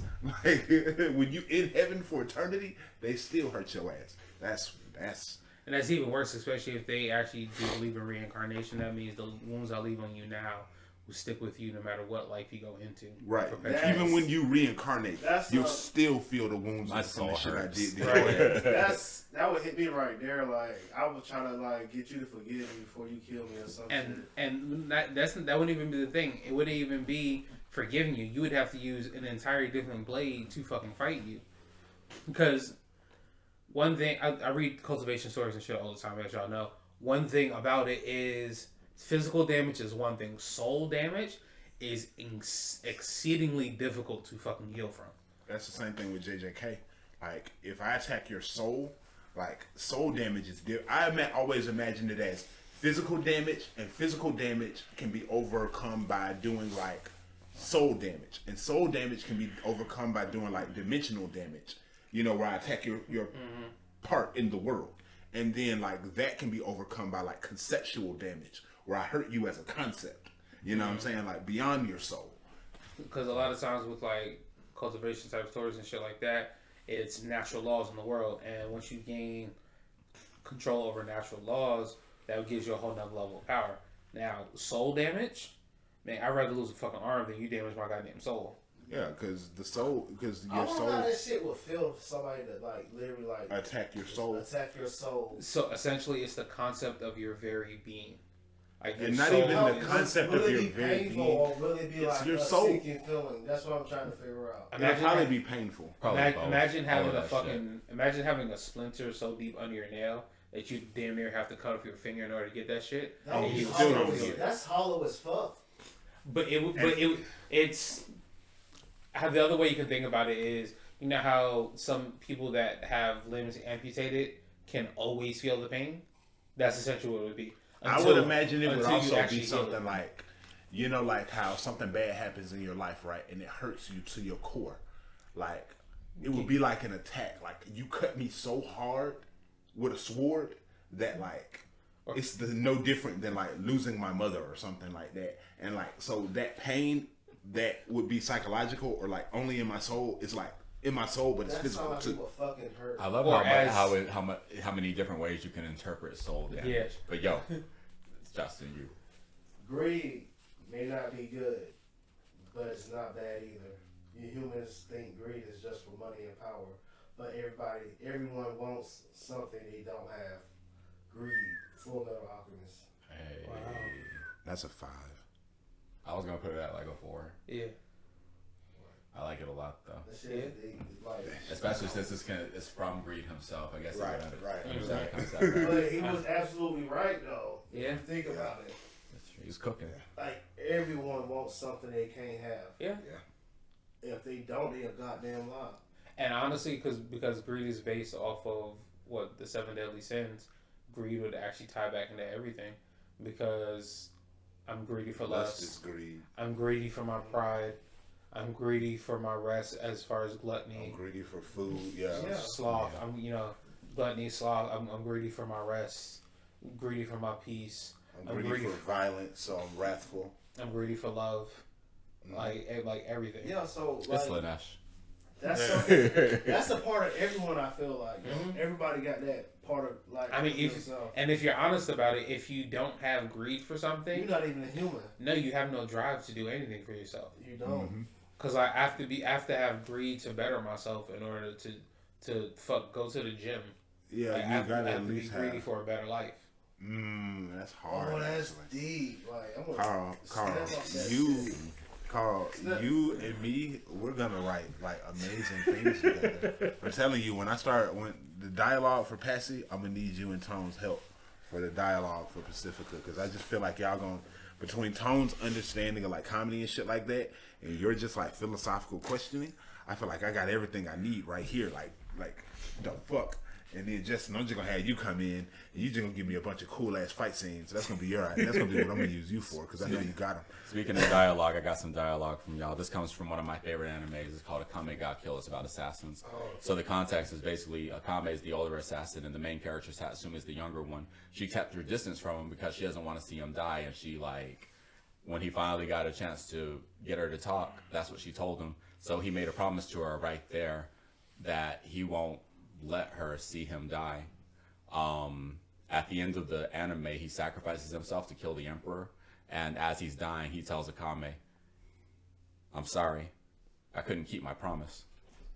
Oh, Great anime. that is a great anime. That shit. I stopped hurt it, my and feelings. that was getting too fucked up. Everybody you like is going to die. Yes. My favorite character died in like episode 3. Yeah.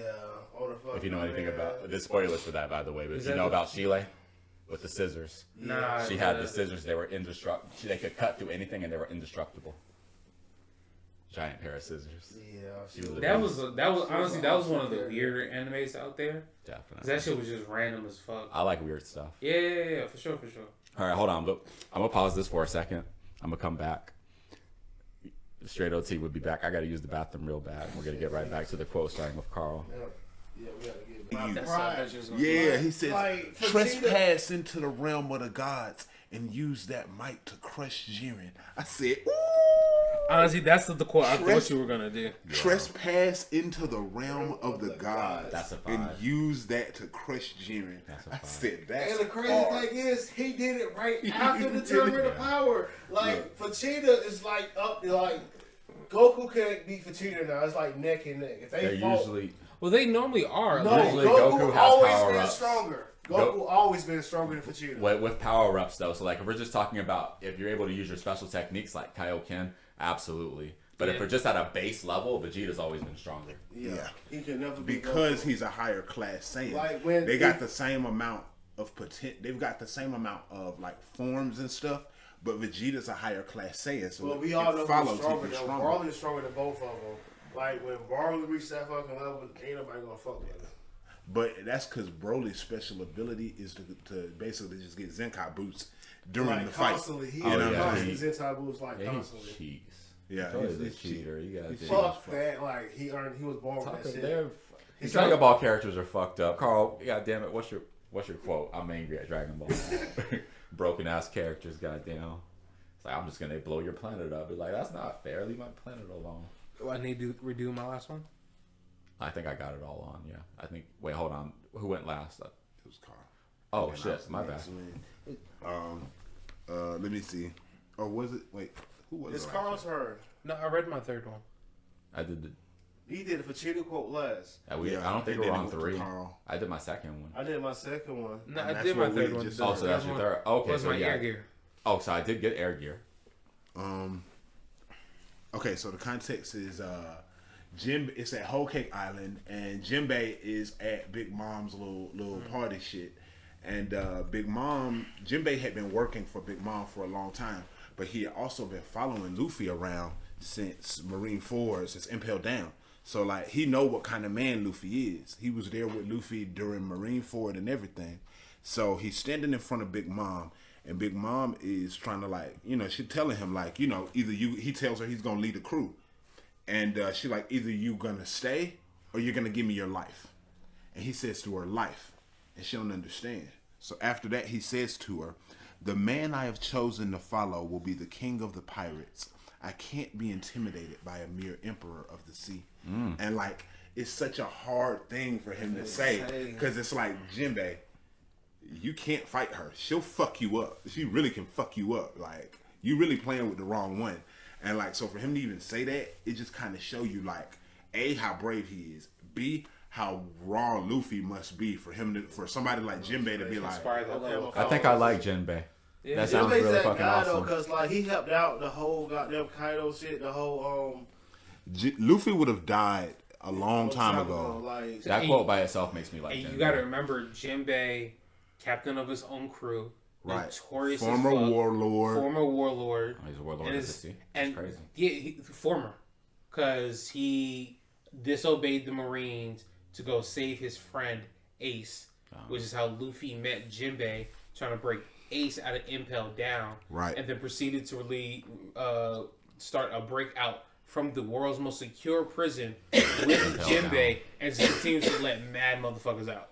We talked about that last time, how I thought Magellan was broken, but yo, okay. So, wait, hold on. What do y'all think about that quote though? I think I it's like give a it a 3. 4.5. Yeah. 4.5. I think I'm bordering on like 5 though, but like maybe 4. I think 5. Oh my god, I think I really like that one. Justin, it's your turn. Definitely, All right. Bagger Lap. definitely Context. strong for. Vegeta is training with Trunks. And he says this to him. Push through the pain. Giving up is worse. That's damn That's true. fire. Yeah. That's fire. That's at least a 4 to me. That's a 4. That's a 5. That's a 5. That's Yeah. a 5. I'm gonna give it This a 4. Dragon Ball Z, so I'ma when give it I a first 4. heard this shit, like I was like a teenager. So that shit I And- always like, That's hard. And it's the fact that he's saying this shit to his son. yeah. Right. And the only reason he's saying this shit to his son because he knows from experience. Right. And that's one hard. thing, and the thing about Yeah, sayings that's is a 5, the straight yeah. fact that the more they fucking hurt themselves and then recover from it, The stronger because they get. it's as because I've seen similar quotes before, and it's always been, as long as you feel pain, that means you're still alive. You don't feel pain no more, you ain't got shit to live for. You're dead at that point. So as long as you're feeling the pain and you're fighting through your shit, Yeah. you're alive. I feel like you can't struggle unless you feel pain. Yeah. Some kind of pain. Like, that's either mentally or physically. Like, Or you have to emotional. go through some kind of pain in life to grow even a little bit. Because you have to, like, for me, you have to learn from that pain. So when shit hurts, like, mentally or physically, like, you learn from that shit. And maybe not even pain in the sense of like, like hurting, hurting, but maybe pain in the sense of struggle. Like struggle is necessary. you know how You've got to like as an artist, you draw, you suck at it. You draw, you suck at it. You draw, you suck at it. But somewhere in there of you constantly drawing and sucking at it, you realize, oh shit, I'm actually kind of good. You know what I'm saying? Like that's a form of pain that you kind of got to push through. And if you stop because hey, I drew this and I suck at it, you'll never find out. Same thing with cooking. Yeah. But that quote though, it like helped me out in life. Like a lot of like, okay, anime. Like some people think anime is just cartoons, but it's so much more. It's like it gives you life lessons. Like I learned a lot in life because of anime. Especially from Vegeta. Vegeta's like he's like my spirit animal. Like I feel like we've all had a Vegeta quote almost. yeah, like Vegeta's like, even though he's like an ideal man. If you think about ideal man, he love his lady and he'll do anything for him, but he don't take no shit. His pride is his everything. If you don't have pride, you don't have anything. You're not even a fucking man if you don't have any pride. I think it depends on how you display the pride. Yeah, it's an arrogant way to display that shit.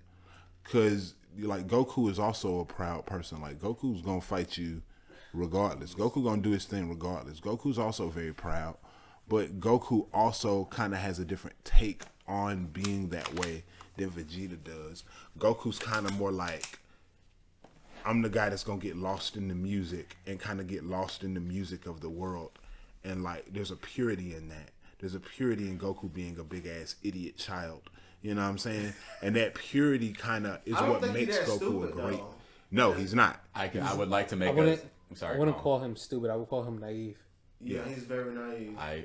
That could be its own. That's gonna be. Someone write that down. Yeah.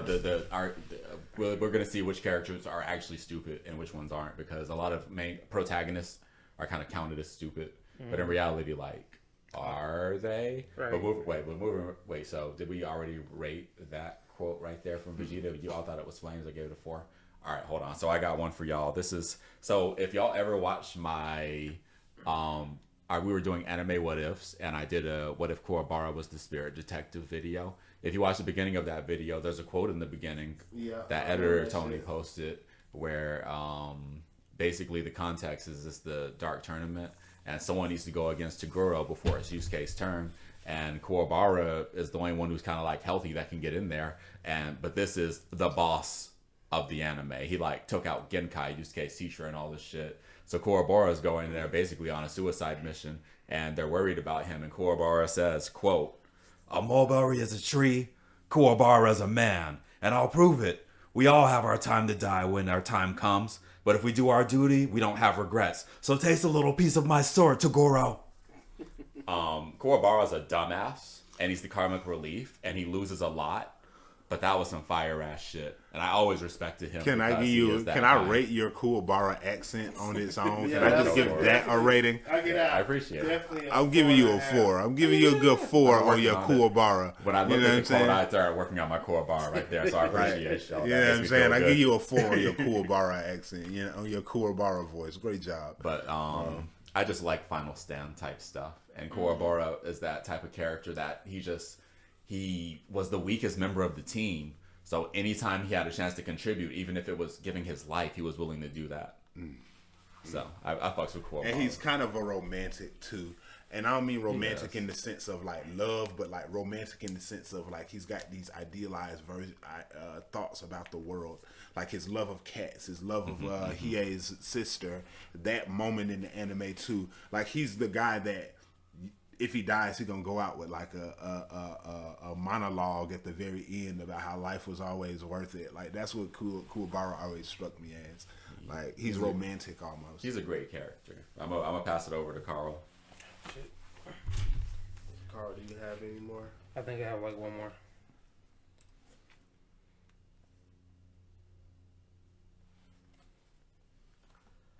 All right, let's keep it real simple. Ash Ketchum. Do you always need a reason to help somebody? What? You say you all. Do you always need a reason to help somebody? It's not something that's done very often anymore. Most people looking for justice behind it. But do you always need a reason to help somebody? Yeah, I like that. I give it a 3. That's like a 4 for me. That's some real hero shit. Yeah, I'm straight anti-hero. I mean, but you don't even have to, like, that's like saying Yo, do you need a reason to hold the door open for a grandma trying to walk in the store? Oh no, that's like automatic. Do you need a reason to, and it doesn't have to be nothing crazy. Do you need a reason to help A a small lady child that may be Yeah. alone and like it lost? you know what I'm saying, and is scared and it needs help. It's all dependent where I'm at and what race is the child. But see, and the sad shit is shit like that shouldn't even matter.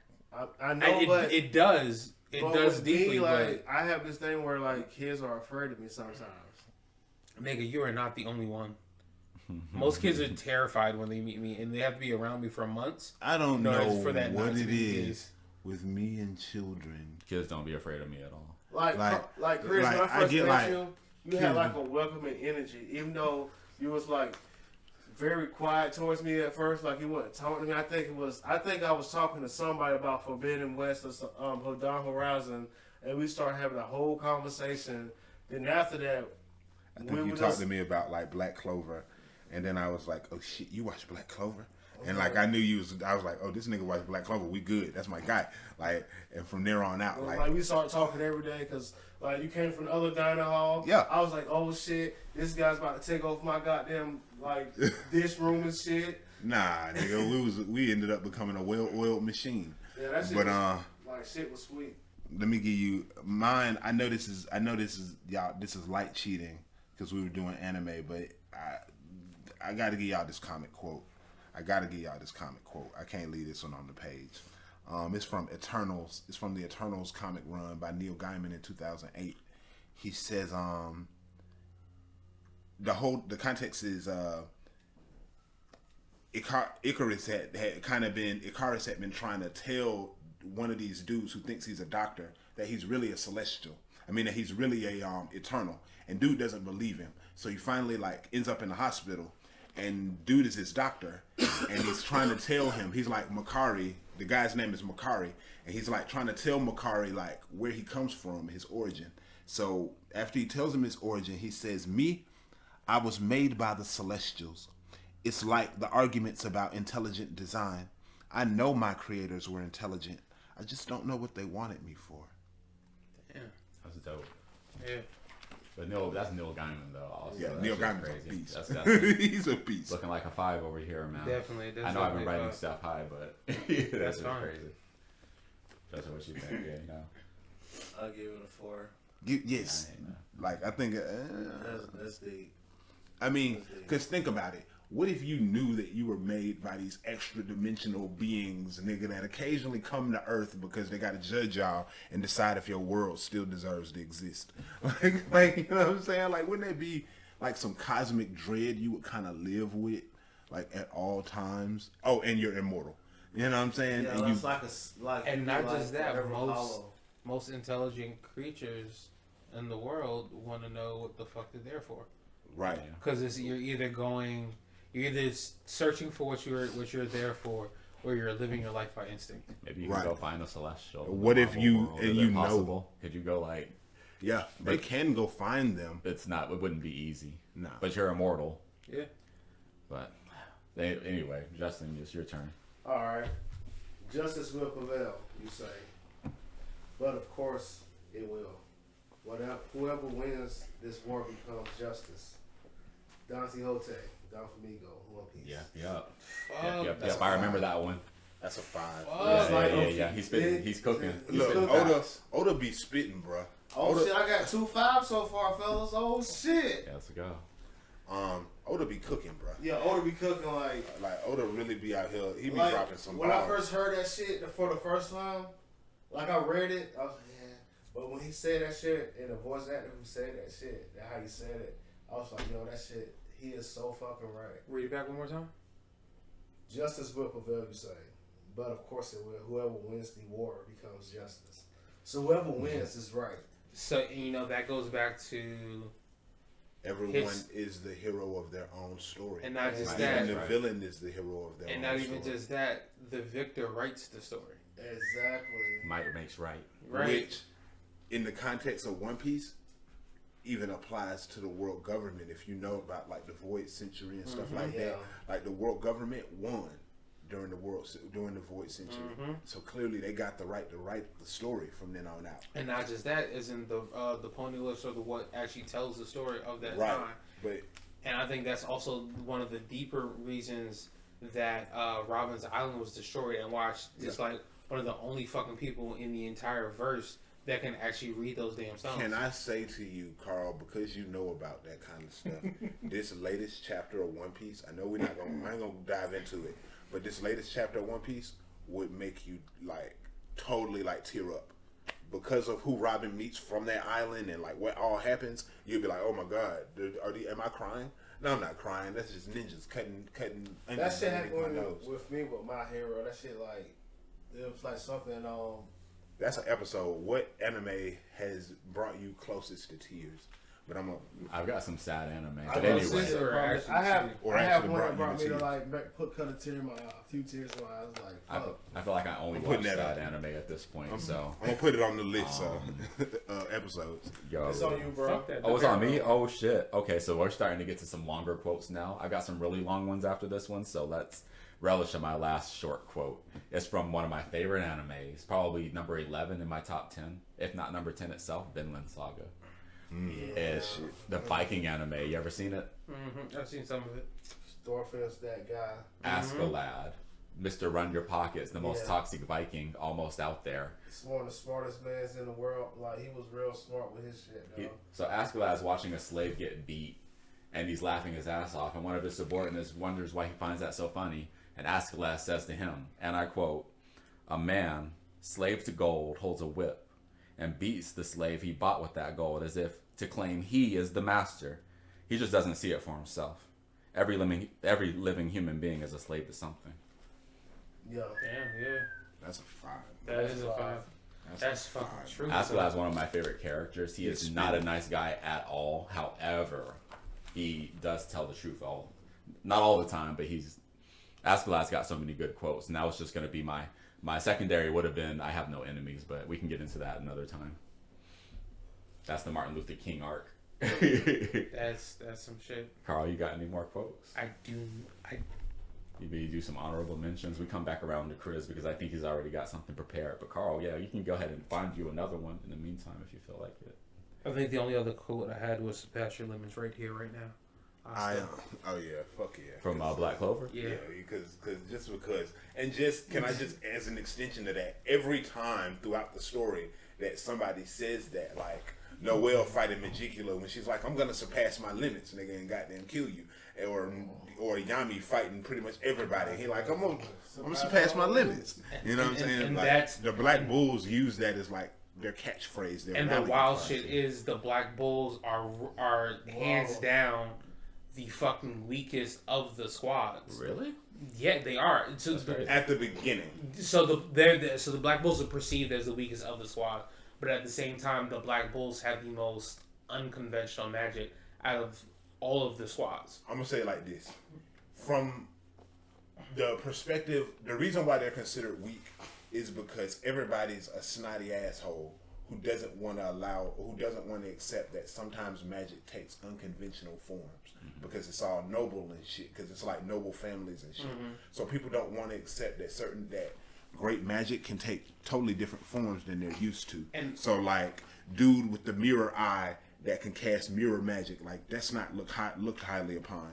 Or Even though his magic can reflect any fucking thing. right, or the Including dude with the making trap copies of himself. magic, and all of the Black Bulls have these fucked up He's backstories. broken as Or the fuck. girl who can shapeshift, but you find out it's not that she can shapeshift; she can transmute objects. She really has transmutation magic, and she just usually is transmuting herself into other people. Even homie She that turned into a fucking wolf. Like Right? oh no that's the sheep. No, chick. that's that's- What the fuck is She's her got name? cotton magic, but she's got so much mana that she can make food that restores your mana. And not just Nobody else can do that. and not just that, she's also a fucking demi-human. Doesn't even fucking know it. Right? a She's dwarf also or part something. dwarf, Yeah. so she can like. or she can turn to a wolf and like. Well, it's like magic. it's like a summon. The wolf is more of a summon. She don't change into it. But Because also remember, you when the just wolf see- eats your mana, she Which- get it as physical power, and It's- then she beat you the fuck up. Which is funny though because it's a wolf in sheep's clothing Yeah. that you end up seeing. Right. So it's like even the other members, Yami's the only person you see in the kingdom that has darkness magic. Other than his sister. That's kind of You find out later on in the show that the vice captain is actually a fucking demon summoner. Right, who has shadow magic. Right. The redheaded chick, she's actually a fucking witch with fate magic. Yeah. She sees the fates. Like, She can control. Initially, it's controlling threads, and then later on, it's like the threads of fate.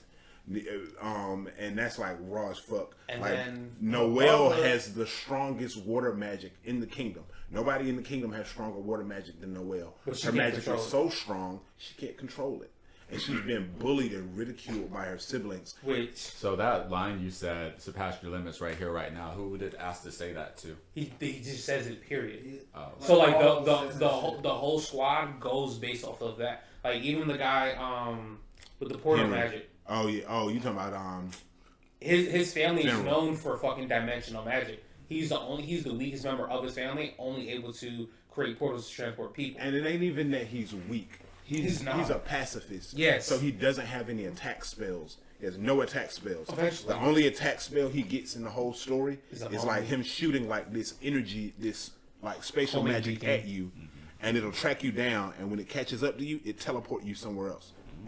Kind of like Dark Side. Yeah. And then the building guy who literally Henry. Yeah, I don't.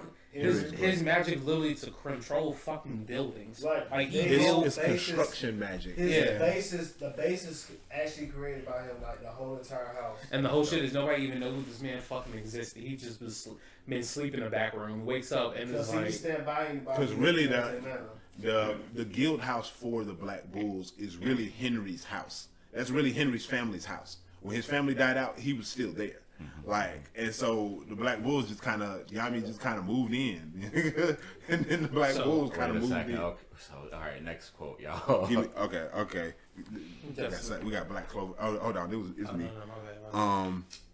This ain't a super good one, but the context is, so it's 1,000-Year Blood War. The Quincy's done pretty much gone up to the Soul Palace. Yuhabat had done pretty much became the Soul King and shit.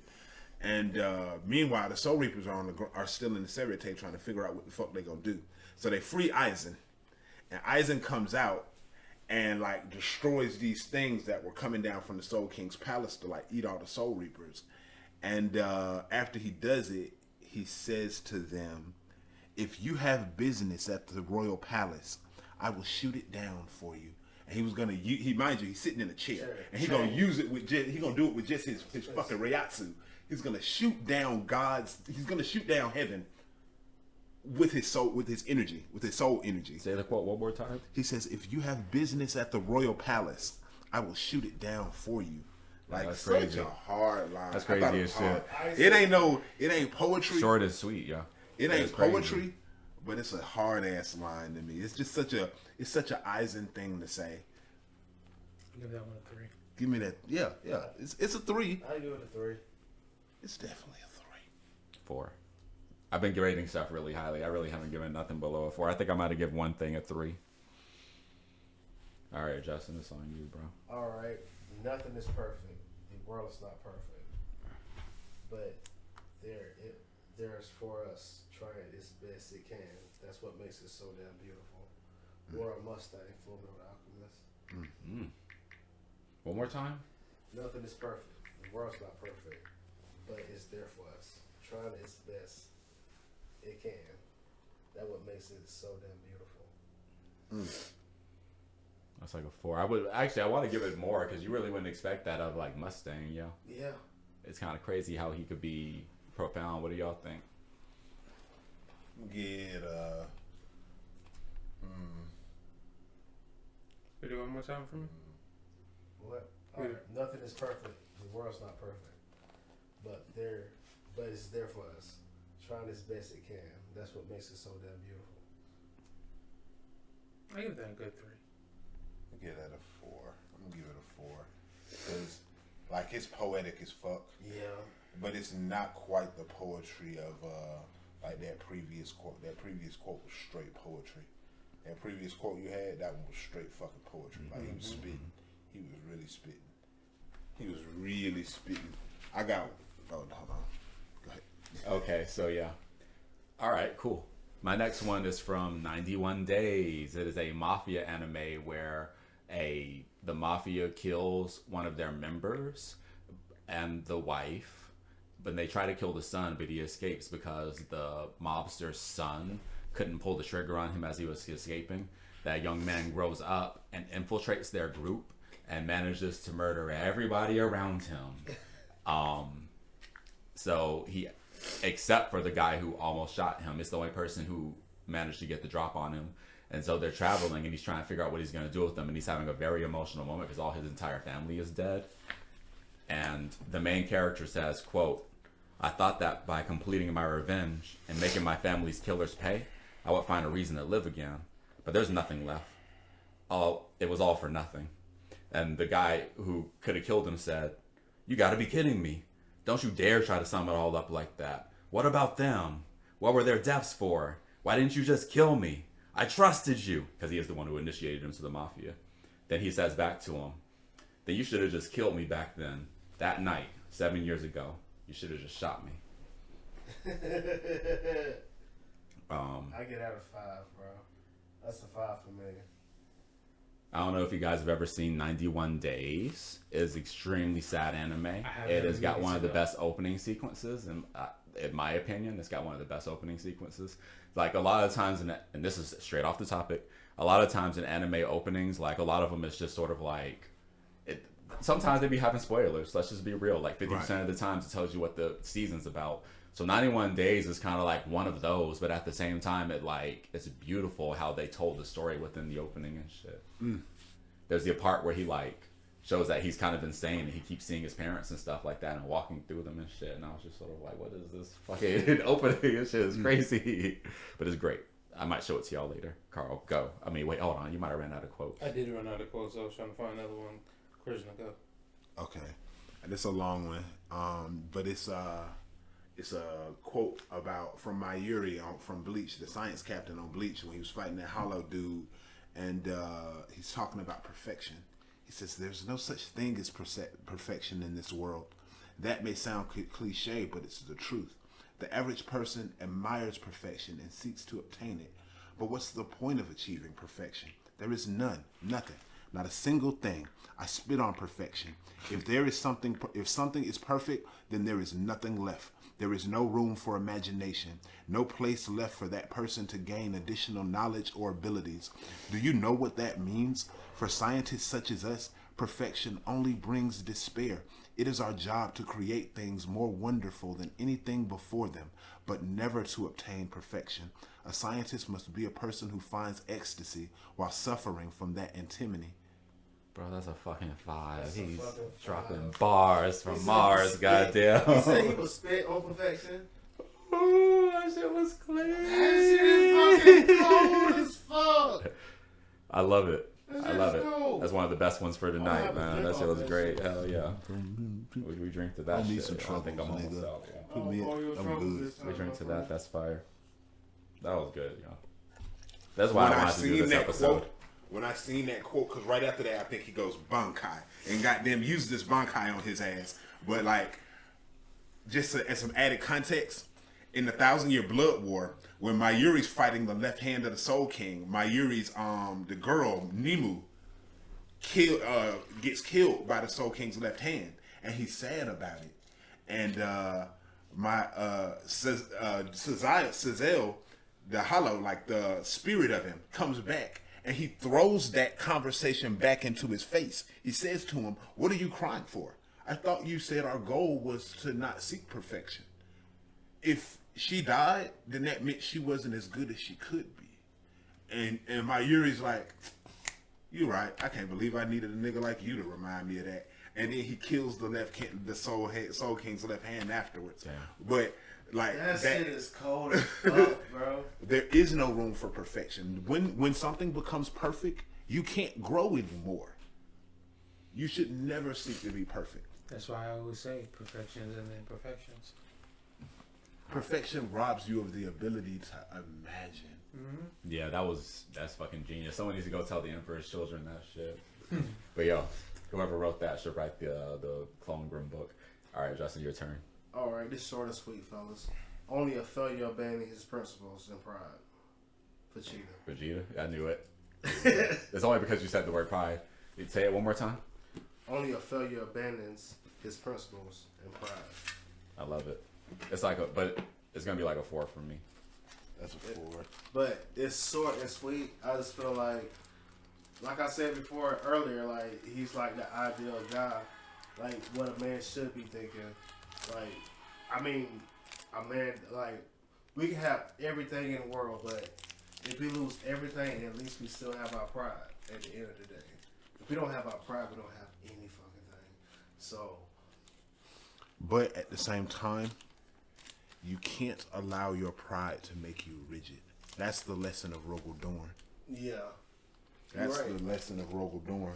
Rogel Dorn's pride often locks him into doing things a certain way, and it doesn't allow him the flexibility to operate outside of what, you know what I'm saying, would be traditionally expected of him. Sometimes, like in Ghost of Tsushima is about knowing how to put your pride aside in order to do things people wouldn't normally expect of you, because you may be against an enemy that has no pride. They're unscrupulous completely and are willing to do whatever it takes to win. So sometimes in those situations, you gotta be able to say, you know what, pride is important, but I'm gonna set that shit aside right now because I got something I need to do to your ass. You know what I'm saying? I got 2 points. Agreed. And then, if you read Siege of Terra, Rogel Dorn and Perturabo both have character arcs where they learn how to lose that rigidness and fight more fluidly. They're very similar. All right, so let me drop some quotes on y'all. So this is where we start to get a little bit long. I've got 2 Cowboy Bebop quotes, and I'm gonna save my last one for the shits end. is good. I already know them shit's gonna be a 5. The short Cowboy Bebop quote I'll save for the end of the video or when we run out of time. I'm gonna do the long one right here. Basically, the context is Spike is in love with this woman he thought was dead, and he finally found her, and his shipmate is asking about her. Jet. He says, "So what kind of woman is she? What's Julia like?" Spike says, "Ordinary. The kind of beautiful, dangerous ordinary that you just can't leave alone." He says, "I see. Like an angel from the underworld or a devil from paradise." Oh yeah, I can. That right there. Say that shit again, bro, please.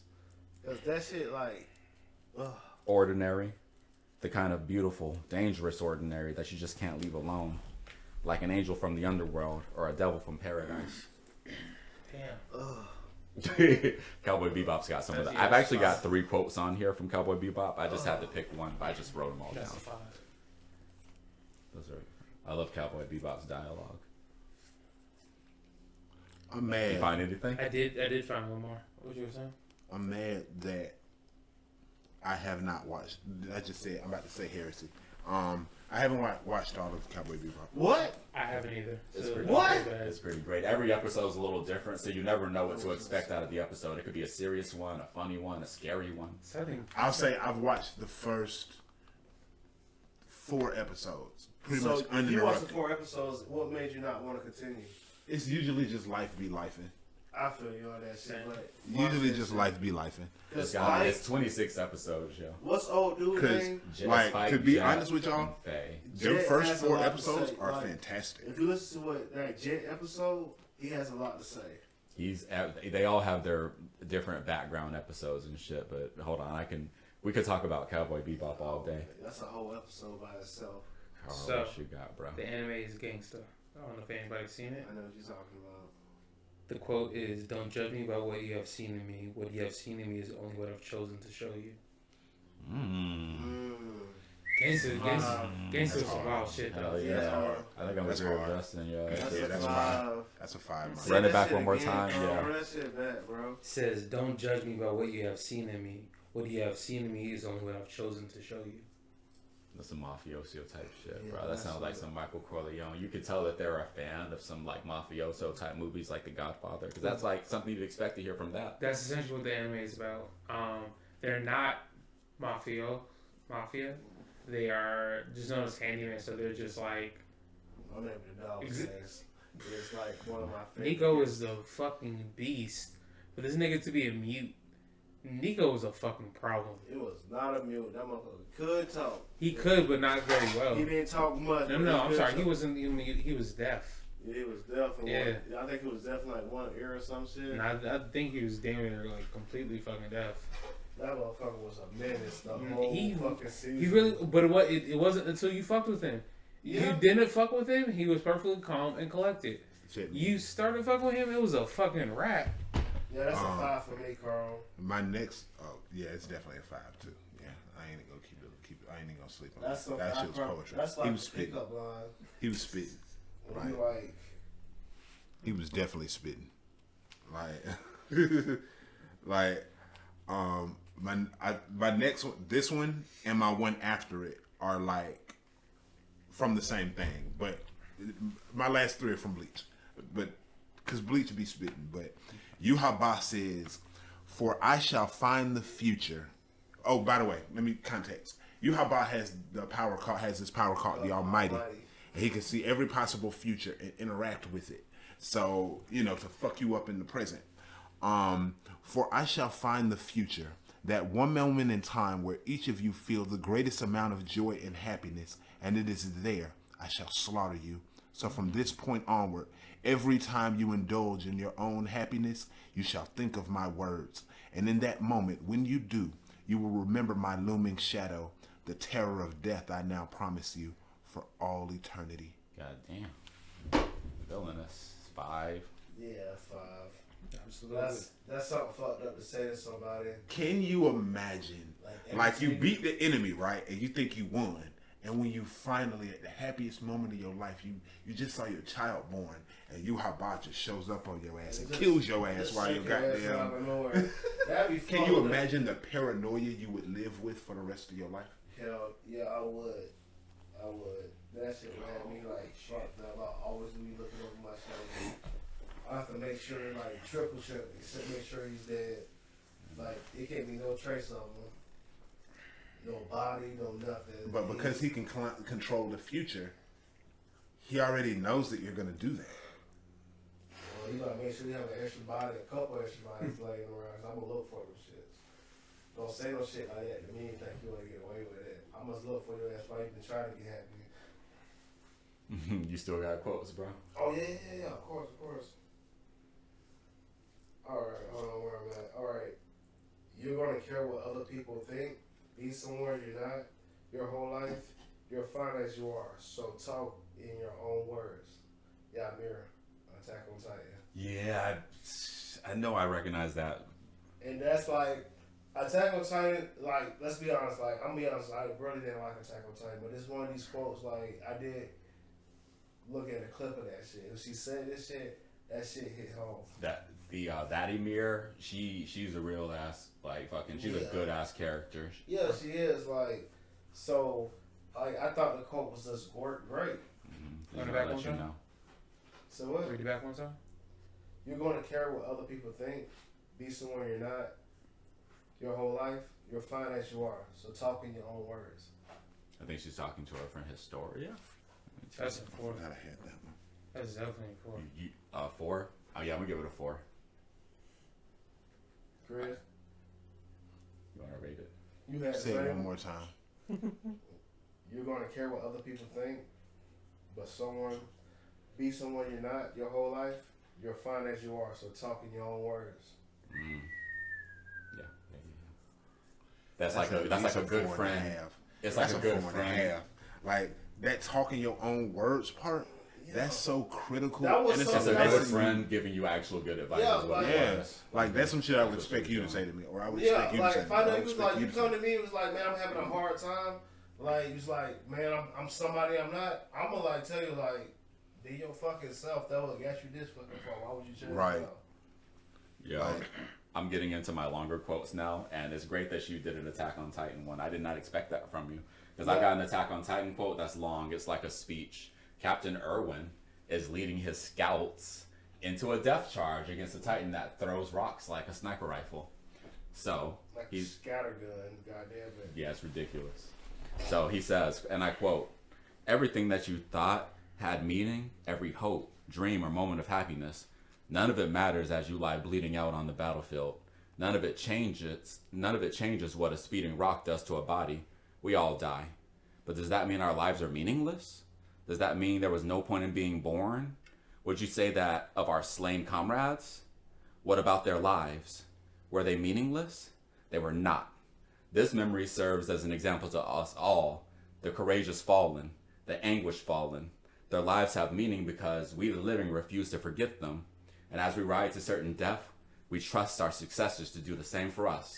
Because my soldiers do not buckle or yield when faced with the cruelty of this world. My soldiers push forward. My soldiers scream out. My soldiers rage. Yeah, that's hard. That's hard. That pumped me up just now. He got caught. This same guy got caught in the teeth of a Titan as they are charging, and he's still screaming, "Go!" And he does survive. Hey, He was that guy though for a while. He was always that guy to me, bro. He's basically what Armin. That was Armin's mentor. In other words, he was like not the grand strategist, but pretty much the grand strategist. I did find one more. Let's go. Colin. Also from Gangsta, because Gangsta. Wait, hold on. What y'all think about the My Soldier's Rage speech? I'll give it a 5. That shit was Yeah, fantastic. It absolutely pumped me fine. up. That was like You a should say that shit while we playing especially Marvel the Rivals. rage. Yeah, My Soldier's Rage. I would have yelled at Ivy, bro. So also from Gangsta, it's actually kind of long. So this looks like really truly 5 quotes. Gangsta was always known to some wild ass shit, as Justin can tell you in the fucking show. So this is: I am strong because I know my weakness. I am beautiful because I'm aware of my flaws. Phone calls. Hi, Yana. Hey, you still with Tony? I am. Okay. Tell him he didn't send the cash out. She said you didn't send the cash out. Okay. Okay, you got you. Thank you. Bye. I find it hilarious that I was the one that was called just now. Yeah, my phone's on and shit. I don't know. No.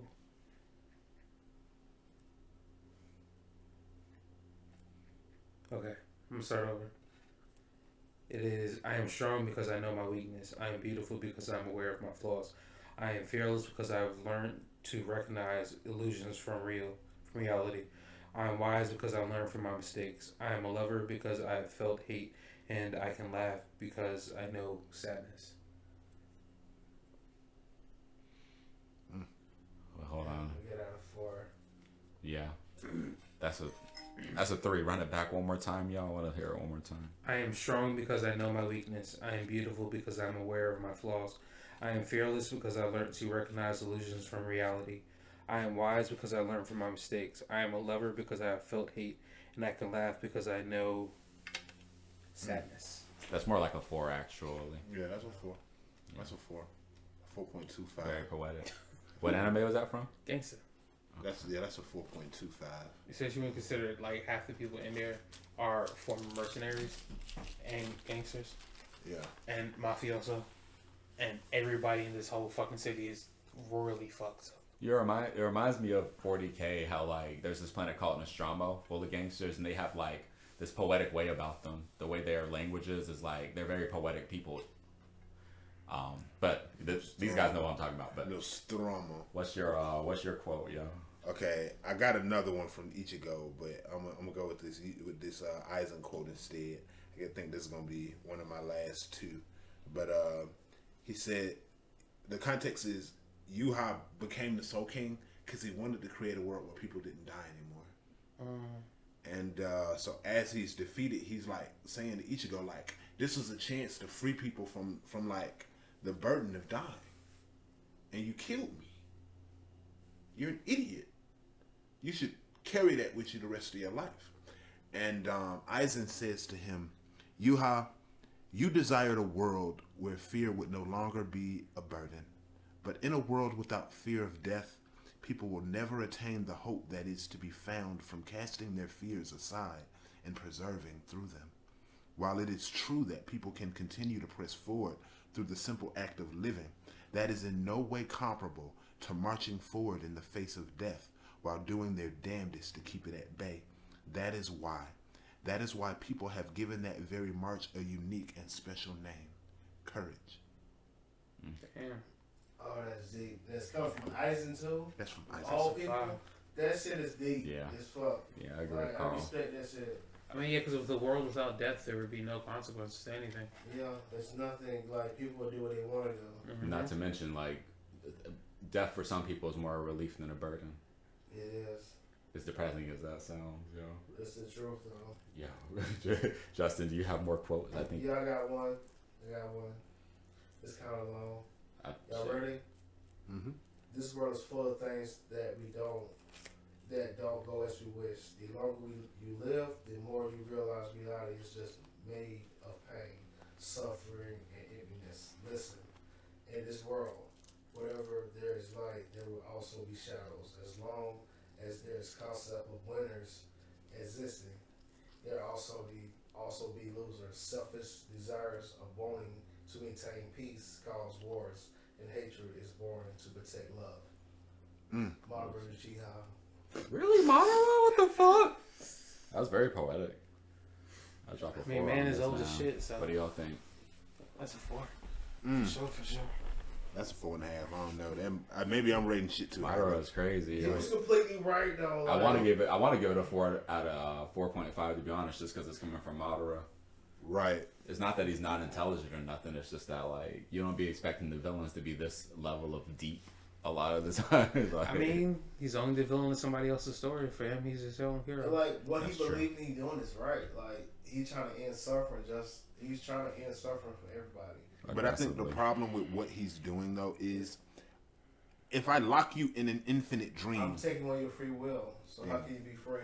That's the only problem with it. And that's where that was his whole logic. He had the right idea. He had the best interest in people. But at the same time, he had went about it the wrong way. Madara's really a good guy. Madara's really not. He's a bad guy. Okay. He's a Oh, bad guy. Thank you. He's not a bad guy. He was trying to end suffering for everyone. It's not like Madara would just murder you if you saw you in the street. He's not no, like Freddy like Krueger or some he shit. wanted to end But suffering, but Check out the trial. God forbid you're an enemy shinobi. Right. Yo, Because he's gonna fuck your shit up. let me drop this long ass Death Note quote on y'all. Uh-oh. I'm not giving y'all no context. This comes from L, the person who was hunting Kira. There are many types of monsters that scare me. Monsters who cause trouble without showing themselves. Monsters who abduct children. Monsters who devour dreams. Monsters who suck blood. And then, monsters who tell nothing but lies. Lying monsters are a real nuisance. They are much more cunning than others. They pose as humans, even though they have no understanding of human heart. They eat, even though they've never experienced hunger. They study, even though they have no interest in academics. They seek friendship, even though they don't know how to love. If I were to encounter such monsters, I would likely be eaten by them. Because in truth, I am that monster. Yeah. That's a 5. Mm-hmm. This L is one of the more interesting anime characters in general. He's he's got heavy autism apparently or some shit like that. And he is like got some of the most badass, intelligent anime character moments. But it's kind of crazy that he would like consider himself like non-human because of the way he feels. And as a person, I'm not calling myself an autist or nothing like that, but as a person who sometimes can feel separated from humanity, I can kind of understand his sentiment, which is why that quote spoke to me. I mean, if you don't follow the conventional path, you always feel different than everybody else. Because everybody pretty much follows the same path as everybody else. You like the same things, you don't like the same things. But I'm gonna tell you though, the thing about that is, even while following the same path that everyone follows, people often feel as though they're not following the same path everyone follows. Remember, people are often egotistical, and so like we all like to believe ourselves to be marching to the beat of our own drums, even when we're clearly not. Mm-hmm. It's a wild thing. It's a wild dichotomy how people work. Yeah, what do you guys? So are we on our last ones? That's a 5. Oh, That I was thought a you five. had. That's a 5, my guy. Yeah. We're on our last ones, yo. I think have this no is the more. final quotes. You ain't got no more. I have I'm gonna no give you more. this Ichigo quote. This We one. could do like an honorable mention, like before we say our goodbyes to YouTube. We're starting to wrap up. Last 10 minutes. Okay. So the context is Yuhaba is fighting Ichigo, and he tells Ichigo, you know, I'm gonna unleash all this despair on you, you know, because I can see the future. And Ichigo says to him, and what of this despair? I know it all too well, because up until now, I've climbed up, kicked it in its teeth, and surpassed it over and over again, just to make it to this very moment. That's And I just felt like that was just like, yeah, nigga, what are you scared of? What what is despair if you know how to survive? Mm-hmm. And I think that's what he was kind of saying to you, Habba. Like, and when you take it in context with that thing that Eisen had just said, it proves what Eisen just said right about how people need the courage to continue on, even in the face of death. So if you take death away, then yeah, of course, despair is then despair loses meaning. All But things I lose would meaning. like just think about that shit. The people that's already in a bad position and they can't die and they can't do anything about it. That would be more suffering than anything. Yeah, Because one of the wild shit is in the society there is still poverty amongst the organizations out there. Because even what Rukia came from, like the lowest of the lows. no, Rukia came from one of the five noble families. She She was adopted, She wasn't. She was adopted into the Five Noble Yeah, Families. she definitely was. Was she adopted? Yeah. She's not She was Rukia. adopted. She's not Byakuya's actual sister. No. No, Her she was sister. adopted into the family because of her level of. to the family considered it made her a sister. But older. That's why you call her a sister. He remembers the lore better than I do. That's true. Yes, yes. Because remember, at first she was running around with homie with the detachable blade, the blade that Renji. yes, Renji, and because they seen them running around together as kids through the slums, and then she got brought into the family. Why And that's did what they they go do was so pissed when she turned Ichigo into a soul reaper and shit. I want a good look for her at first, I gotta go back and relook at that because I but didn't he know married that. the sister. Oh, I'm getting fucked up. How do we get to that? Who was it on? What was the quote? I'm sorry. Oh yeah, it was your. Yeah, run it back one more time, yo. Okay. He One more says, time. "And what of this despair? And what of this despair? I know it all too well, because up until now, I've climbed up, kicked it in its teeth, and surpassed it over and over again, just to make it to this very moment." I can dig that shit. That's a 5 for me, bro. Like I would Same. say that shit to myself. Like send that shit to me. That's something I would read to myself in the morning before I go to work. Like dead ass. You'll catch it in the YouTube video soon. Yeah. Justin, your turn. What's your last quote? I think we'll each do an honorable mention if we have All enough. right, here we go. Forget about yourself for 1 second and try saving others. Don't will your power for your own sake, because getting trapped by your own hate and acting out of pure self-interest makes you the furthest thing from a hero. Stain, my hero. Sting was crazy as fuck. But he was right. He was. That was crazy. He was killing heroes, but at the same time, these heroes was doing some really grimy shit. They were. It was all. Like, I was really hoping, because Hulk was a motherfucker the whole entire time. Endeavor was a piece of shit. He the whole reason for Dabi. Like, Dabi is because of him. Honestly, it was only his ambition that made him that bad, though. He wasn't surprised, like the quote I said earlier about knowing your place. He was the number 2. He should have been fine with that for right now.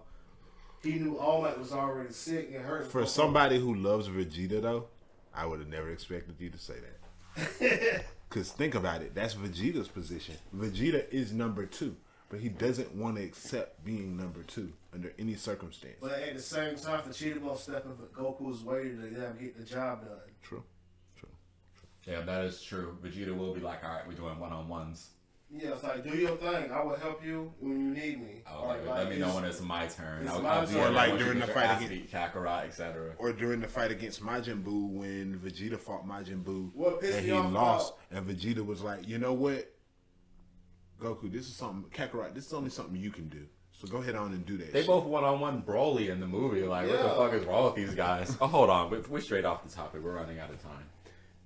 I really like that. I'm giving that one a 4.5. Almost a 5. Almost. I got The only thing it's just not as poetic as the other ones we've said was 5s. But in terms of like the truth of it, yeah, it's totally a 4.5. Right? It's totally a 4.5. That bitch is fantastic. My last one's from Cowboy Bebop also. Basically, it's one of the last episodes, and Spike is about to have his confrontation with the Martian Mafia, and it's a suicide mission. A lot of my quotes are people going to die, and suicide Them missions be the and stuff best like ones, that. though. Them one-liners and shit at the end when they about to die be the best type of shit. Yeah. Well, Spike's one-liner was just bang.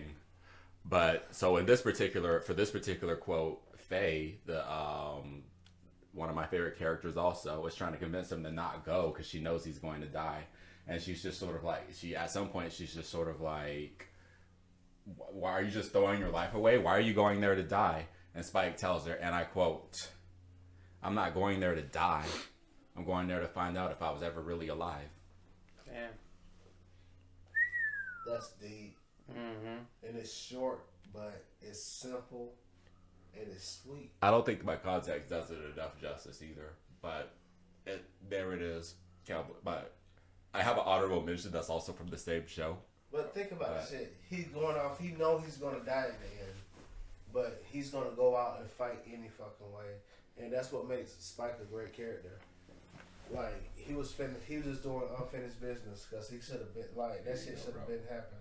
He was finishing business. Well, he was really he was doing his own thing, and then like that shit bubbled back up again. It turns out the girl's alive. It turns out that Vicious is out there and he's trying to take over the mob. Like there's some stuff that he can't let happen. Yeah, like because he know what type of guy he was, and he was part of it. He helped with the whole situation at some point to get him to that point. I almost had a Vicious quote on this list, but we'll talk about that in honorable mentions. Vicious. Oh, that was everybody's quotes? Mm-hmm. All right, so let's do honorable mentions real quick because we got to wrap this up. I do We're running have on past 2 hours. Mine is Fairy Tale. Comrade isn't a simple word. Comrades are about heart. It's the unconditional trust in your partners. Please feel free to lean on me, and I too will lean on you as well. Mavis Vermillion. That was dope. That's dope. I'll give it a 3.5. I'm not even. We're not. I'm not. We don't have to rate the honorable mentions. We just throw some stuff out there. Okay. You got anything to throw out there, man? You're fighting out of obligation, not out of hatred. You will never reach me like that. Battle without hatred is like a bird without wings. You'll never defeat anyone like that. Your powerless friends are just weights that will break your legs. That's from Aizen Sosuke. Oh my god. Sometimes you have to look beyond what you want and do what's best. Piccolo from Dragon Ball Z. Kuwabara says to Yusuke, I bet you my spirit sword can kick your spirit guns, but Yusuke flips him off and says, that depends on what finger I'm using.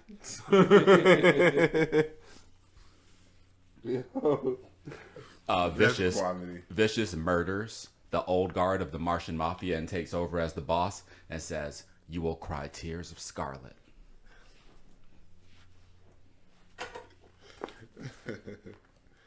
Hold on. Oh, I got one more. If you don't take risks, you can't create a future. Monkey D. Luffy. Monkeys. I love it. Future Foundation Fantastic Four. Fate cannot be avoided. One day, you wake up and the universe has conspired to make of you something more. Ha! You want to go Luffy? I don't want to be a hero. A hero has to share their meat with the world. Ah, that's fire. Yeah, Sometimes you want to share your meat with the world. Hey, let's go. Hey, I'm a rubber man. You got meat for everybody. Of course I got protection, baby. I'm made of rubber. Hey, YouTube, this has been Straight Off the Topic. I hope that you've enjoyed our conversation and our quotes and our everything. Like and subscribe, please. If you want to see more content, leave comment. Have a discussion in the comments. Tell us what you think, how we can improve. Share your favorite quotes. Yeah. Because y'all probably got some fire shit that we didn't even think of. A So little quote I inspired. very much so love. Drop quotes on us, please. That'd be Absolutely. freaking Just drop stupid quotes. Amazing quotes. Yeah, but this has been Straight Off the Topic. Keep it classy. You aren't to know. Peace.